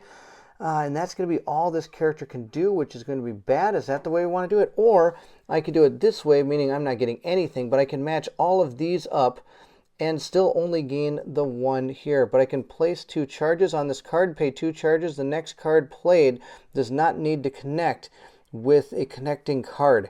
Is that what we want to do that way? I really don't think there's anything good about what's about to happen against this X-Leech. Oh boy!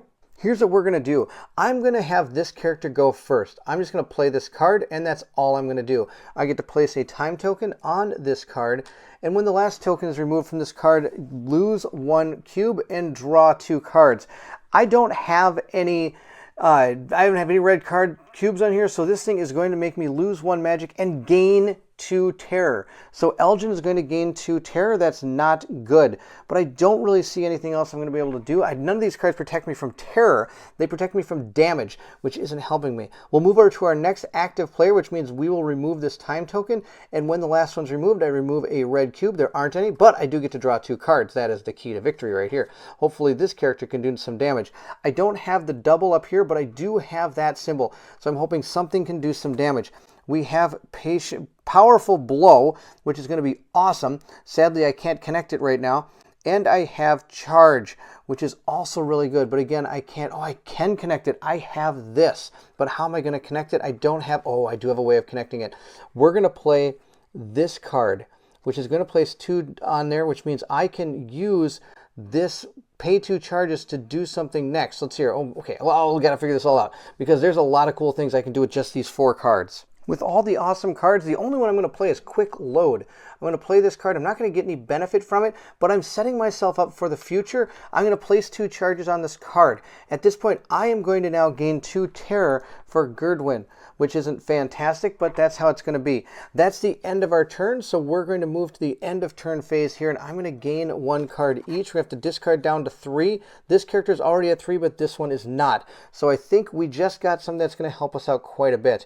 We can use our Careful Attack, which is going to give us nothing, absolutely nothing. Wow, I got to really boost that character's combat up because that's not helping.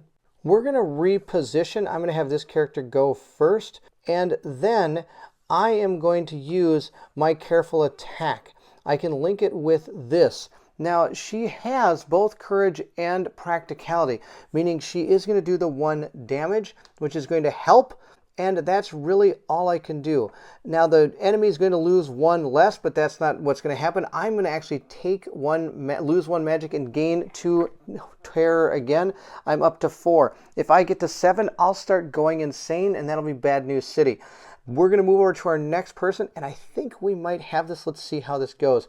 I am going to use Charge, and hopefully this works out for me.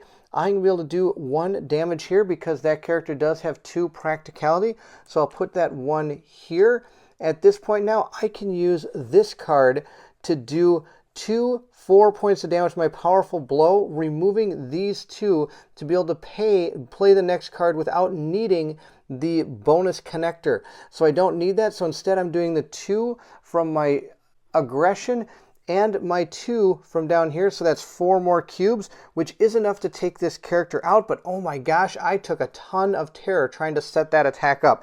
That was brutal, but we do get 1 food and 2 magic. We'll split the magic, and we know who's getting the food. That's going to be Elgin, and we'll put our encounter back on the bottom of the encounter deck and continue on. I have 2 left and 3 left, so we're going to move down to the Shunned Land with our last set of stamina here so that we can reap the rewards of saving the girl. We're going to search the windmill, and it says if you have the Song of Avalon Part 1 status, go to verse 14, and that's what we have. Time to gain some rewards. After their lost daughter miraculously returned, the family in the windmill decided to not tempt fate anymore and moved out. They left a small note thanking you for the deed as well as a small reward. It better be a very good reward. I just spent an entire day doing this. If you don't have Curios Part 4 status, gain 2 wealth, and each character loses 1 terror. Then gain the Curios Part 4 status. If you have Secret Card 4, the exploration ends. Well, then our exploration ends because I have Secret Card 4. That's the burned out candle. Really? 2 wealth for all that? Well, I guess it's better than nothing. How much more do we need to pay off the guards? We'll split the wealth between us again. So we each have, 5? I only need 15 more. And that's going to be the end of day. I don't want to be exhausted. So I'm going to go back up to 6 here and up to 6 here. At this point, we are going to have to move into the next day. I don't really like this because we're running out of time, I think. I'm on chapter part 6 here. Now, we do have to flip this location back over to the other side and see what happens here. Okay, this better be like something good here. The brand burns. The brand of the King Seeker burns, urging you onward and threatening to turn your bones into ash should you forsake your search. Gain 1 part of the Time Passes Chapter 1 status. If you have 3 or more parts of the status, go to Book of Secrets, verse 77. Hint, if you let too many days pass, the King Seeker brand will begin to burn harder, and some story interactions may change as a result of passing time. Oh, barf. Put this card back on top of the event deck, then place 5 -1 per player random events on top of it. And I just realized I cheated. This card should have been flipped over on our last turn. There would have been no way for me to come back through without having to deal with this. So what I'm going to do is I'm actually going to use part of my turn to come over here so we can reveal that, because that was my fault. I should have actually dealt with that. You know, I might actually check out this cart as well. Somebody might have what we're looking for when it comes to making that candle. Or maybe the bow. Maybe they got an idea. I'm going to grab 3 of these because it's 5 -1 for each player. So we're going to grab 3 random events and place them back on top of this. Not to mention, I'm going to mark off that we have Time Passes Chapter 1 status. If you have 3 of these parts, go to part 77. Okay, that's bad news. Let's move up here. Now, of course, there is a part here that says if you have Hints 2 status, don't have it, you explore it. Remember, we have that, so I'm not going to have to worry about that, but our characters are both going to go down to 5 energy, and then we're going to look at this location again. I'm going to explore this location and hopefully talk to these guys. Maybe they can help me out. At the Crooked Sentinel, it would go to number 7 to approach the Broken Rune Wagon, and it says if you have Friend of Nobility Part 1 status, go to verse 12, otherwise read on. Rich and nobles of Avalon often travel with wagons like this, ironclad mammoths of thick oak. Walls adorn the ruins meant to ward against weirdness, yet all the arcane protection did nothing to save the wagon from a broken axle. 2 men-at-arms and a coachman now try to repair it, but the wagon's sheer size and weight makes it almost impossible. We have to choose one. We can either help them repair the axle. I do have the, practicality to be able to do that. We could forcibly barge in the wagon. I do have the 1 aggression if I want to. I could ask them where they're going and what's inside, or ask them why they fly the banner of a dead kingdom, sorry. I think, why don't we just help them fix that axle? Maybe they'll be nice and they'll give me, something good for it, maybe? I don't know, we'll see what happens. I'm going to go to verse 9. Please give me a bowstring. Friendly chatter helps you and the men break the monotony of long, hard work. Though they try to avoid any details about their passengers or their mission, you do learn that the broken waystone at the top of the King's Pass is still inactive. No one is really sure whether it will be possible to fix it and open the long-lost routes to Vendiria, Lothian, and the southern coast. Regardless, exiled King Loth had already gone to the pass with most of his men, afraid someone would be a step ahead of him and would reach the lost lands of Lothian before he gets there.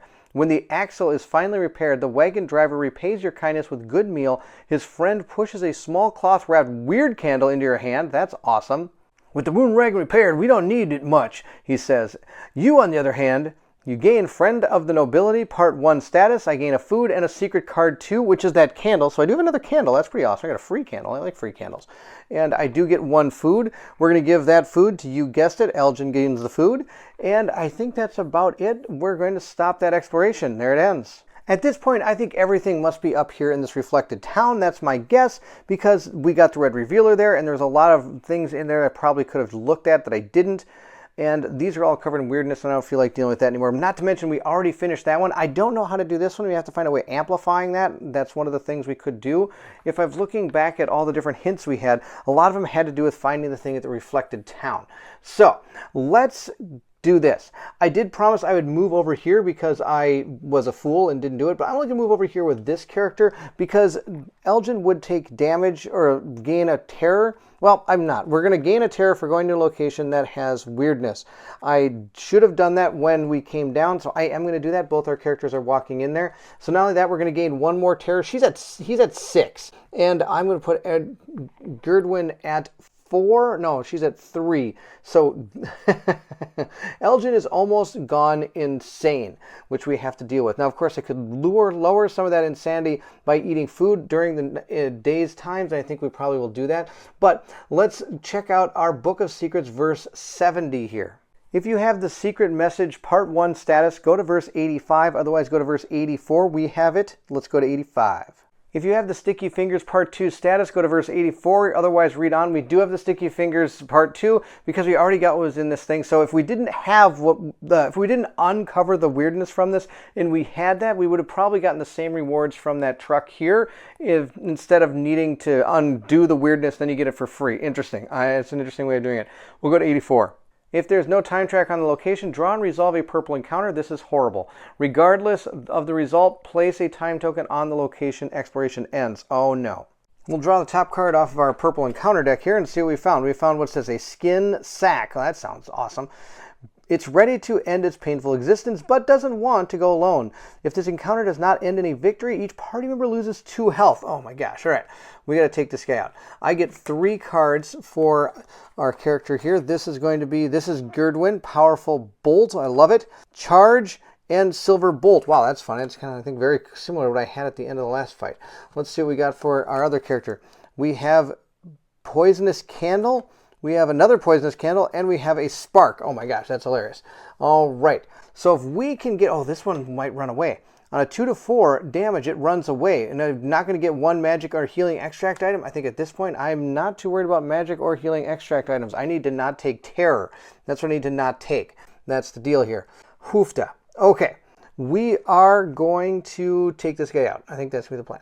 If I don't do at least 1 damage, it's going to do 1 damage to me. I don't think we can take this guy out in 1 shot here, but yeah, you know, it might, at least we can just get it to run away. That might be the way to go here. Just like this, I can do 3 damage, and we're going to call it a day. I'm going to put 3 damage on him. That's all I've got, and he is going to run away. And if it doesn't end in victory, each party member loses 2 health. Wow, I forgot about that.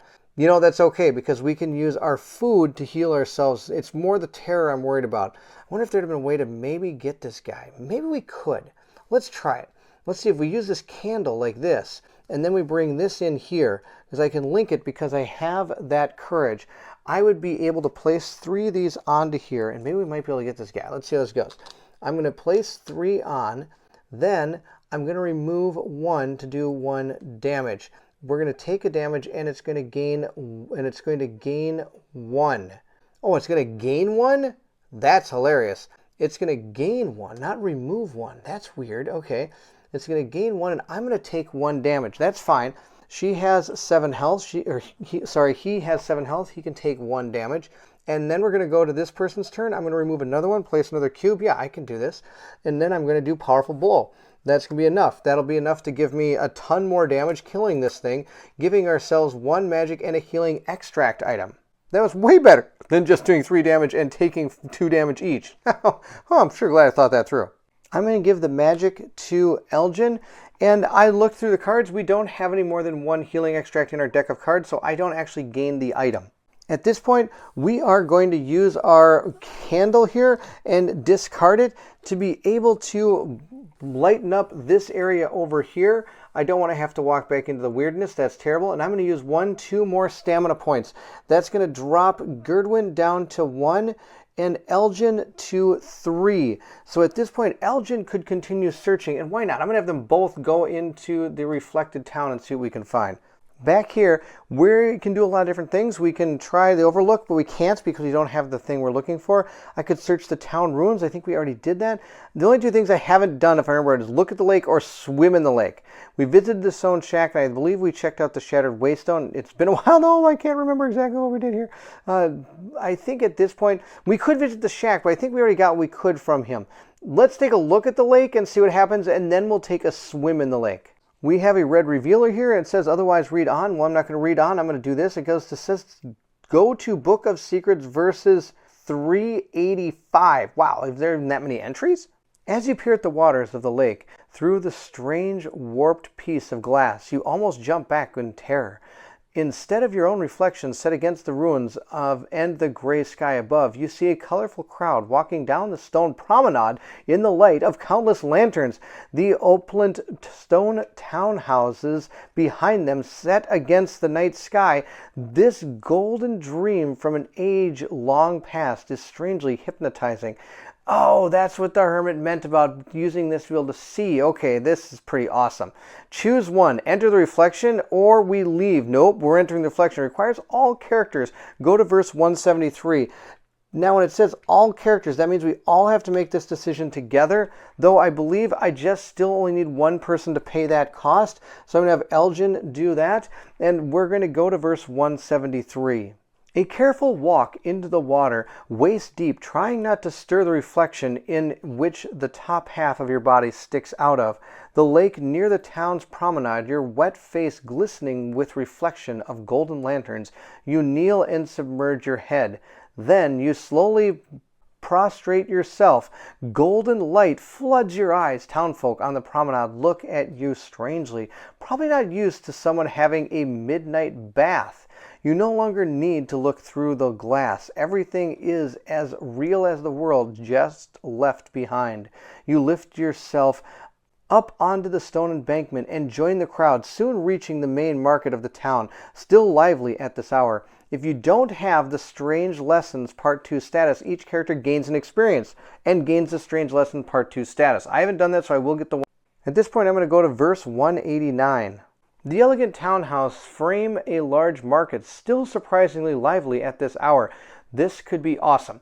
We can browse the wares. We can attempt to steal something. Not going to happen. We can walk down the main road toward the town gate. How far can this reflection extend? Not risking it. As for directions, the people here look friendly. They would surely help you. Don't worry about that. Leave the reflection. The cold black waters awaits you patiently. Exploration ends, and I think browsing the wares, I want to buy that bowstring. The wares, unlike any you've seen, cover the stalls. Go to verse 7. The variety and beauty of displayed wares make your head spin. Fancy clothes, elegant children's toys, slender musical instruments. At the height of its power, the kingdom of Lothian offered its people many comforts that today are just hazy memory. However, you see nothing that would be useful to you right now. Really? Check the candle making supplies? That's definitely what we're going to do. We're definitely going to ask about the candle or the Fletcher wares. Oh, I could do both these maybe. I want to go to verse 19 first, the candle making supplies. In quiet bewilderment, you browse through ingredients you've only seen in old codices and on musty scrolls, including the fat of now extinct species such as a legendary weird boar and herbs from lands that are long lost in the weirdness. You'd love to buy a couple of these things, but the prices are steep. Choose one. Hand the money to the stall owner only if you don't have stocking up Part 1 status. Pay 2 wealth and go to verse 124. I've got 2 wealth. We're paying that. No problem. Elgin now has no wealth, but that's fantastic. He is going to go to verse 124. Congratulations, you've learned a new combat action. Gain secret card 54, Ancient Candle combat card. Awesome. And shuffle it into Elgin's combat deck. Gain the Stocking Up Part 1 status and go to verse 189. Back in this area, I have to choose a new thing. Now, I do want to talk about the card I got. We have this as our new card. The Ancient Candle is number 54 that we got. This is going to be pretty awesome. It'll go into Elgin's deck. Also, I want you to know that as you play through the game, you're going to be able to gain some cards that are going to be able to advance your character. For example, here's Elgin's advancement pool, and he's going to gain different cards that are going to replace other cards in his deck and make it just a more powerful deck. We're placing this with Elgin for right now, and we're going to continue on. I could browse the wares again, attempt to steal something, walk down the main road toward the town gate, ask for directions, or leave the reflection. I'm just going to leave the reflection. There's probably some more cool things I could do here. I'm trying not to spoil everything, but in hindsight, I really have not done a great job of it, and this is becoming one of the longest playthroughs I've ever done. So I'm going to leave the reflection because now that we have what we need, let's try to get through the pass, or through that, what is it, that Wagenburg gate or whatever, and try to get to the next quest. We're one away from where we probably need to be, but at this point, we're going to stop again. We're going to rest. Or I should say rest, we're going to end for the day.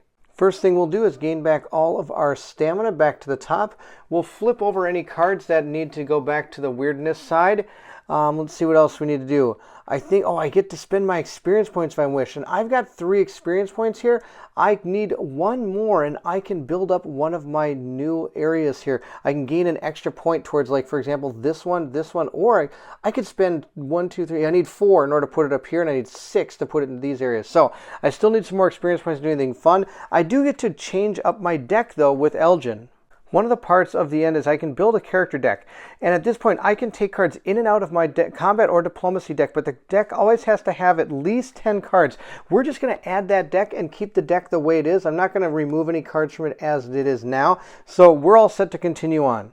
But before we do, I am going to eat 1 food for both of my characters so that we can lower our terror by 1, and we can gain 1 more stamina and heal ourselves by 1 health each. I think that is going to be really good. We should have been doing that a long time ago. I think I missed it one time. We have to draw 1 random event to see what happens to our characters because we've gotten to the, where is it? It is this part. We are going to clear events area and reveal a new event.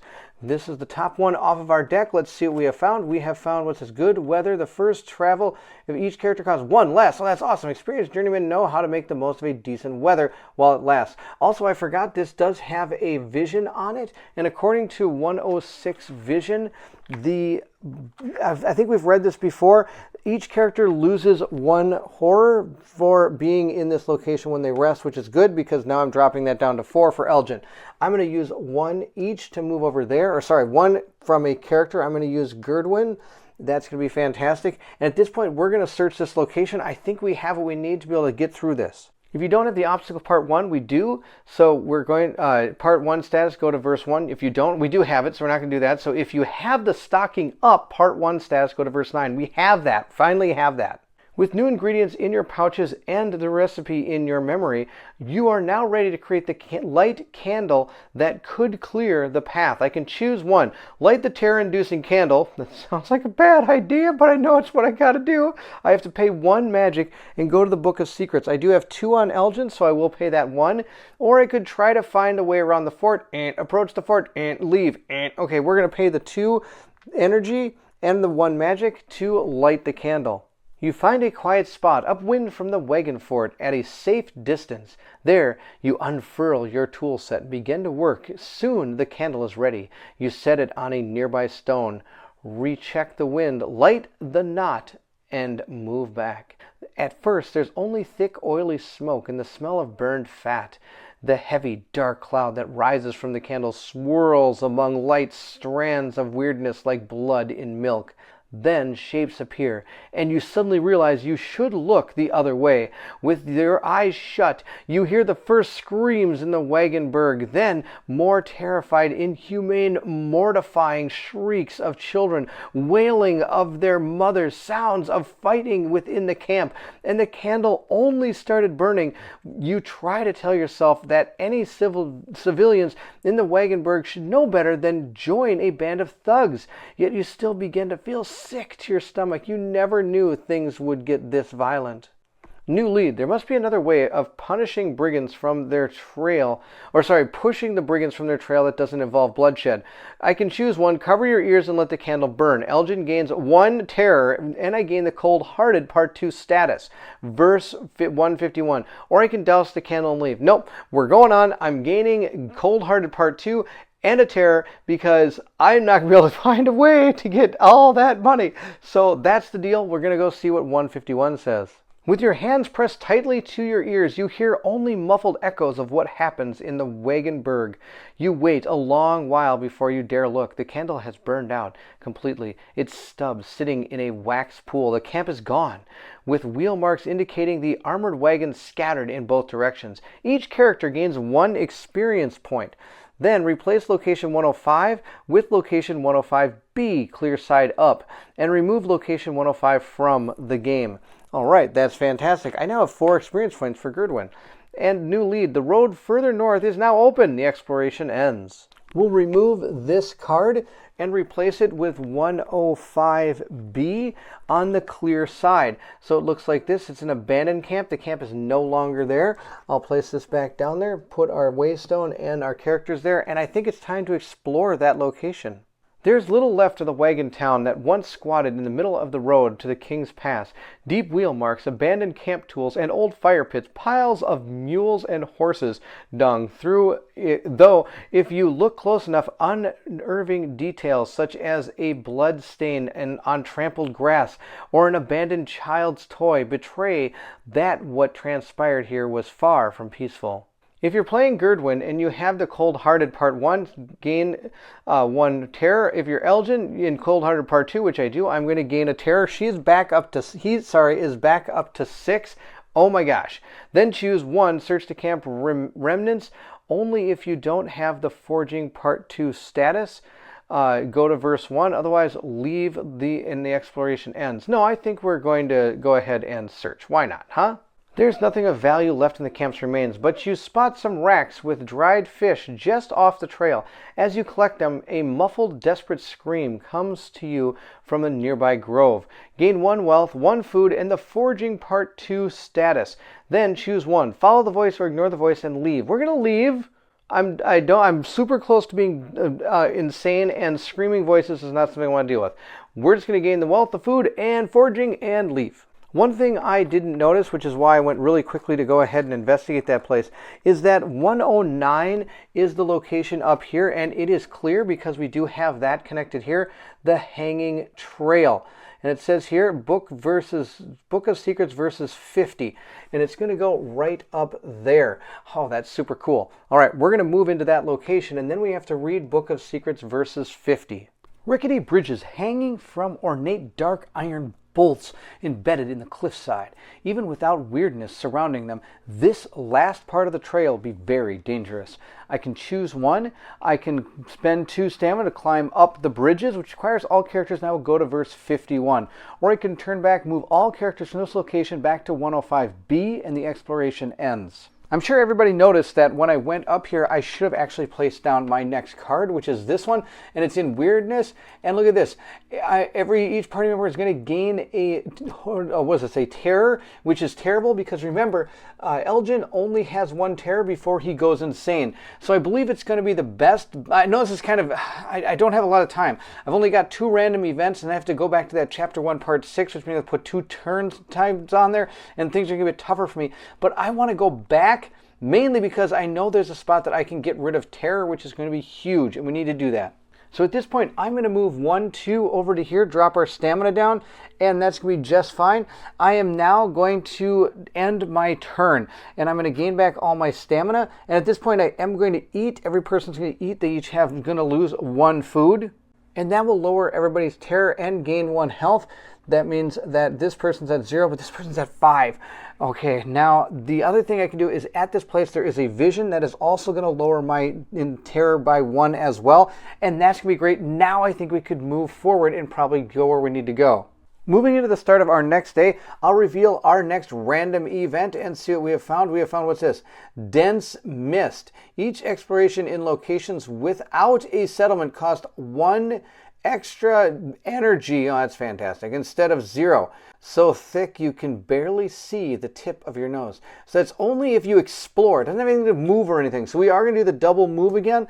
Taking 2 of our energy, we're going to go down to 5, and we're going to go down to 6. Oh, sorry, we're going to both be at 6. I forgot we both get an extra energy as well when we use that food during the end of day part of the game.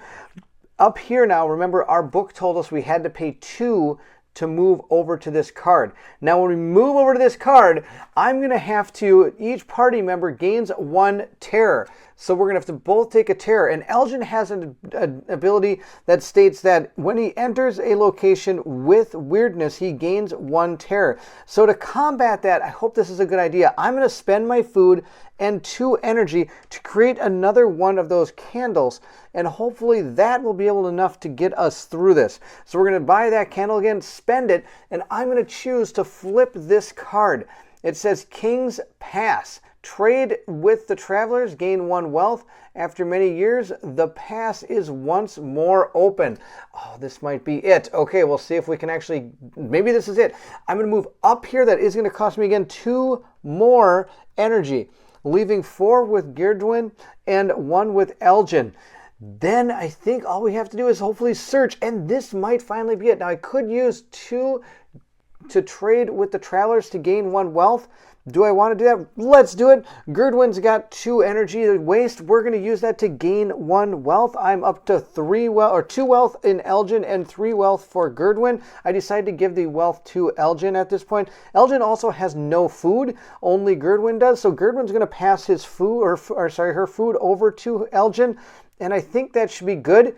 I'm wondering if I should light that thing. I think we are. We're each going to spend 1 magic just to make sure we can light that up there. Or maybe we'll just let's take a look and see what there is first. We're going to explore here, which is going to cost us 1 energy each, bring us both down to 1.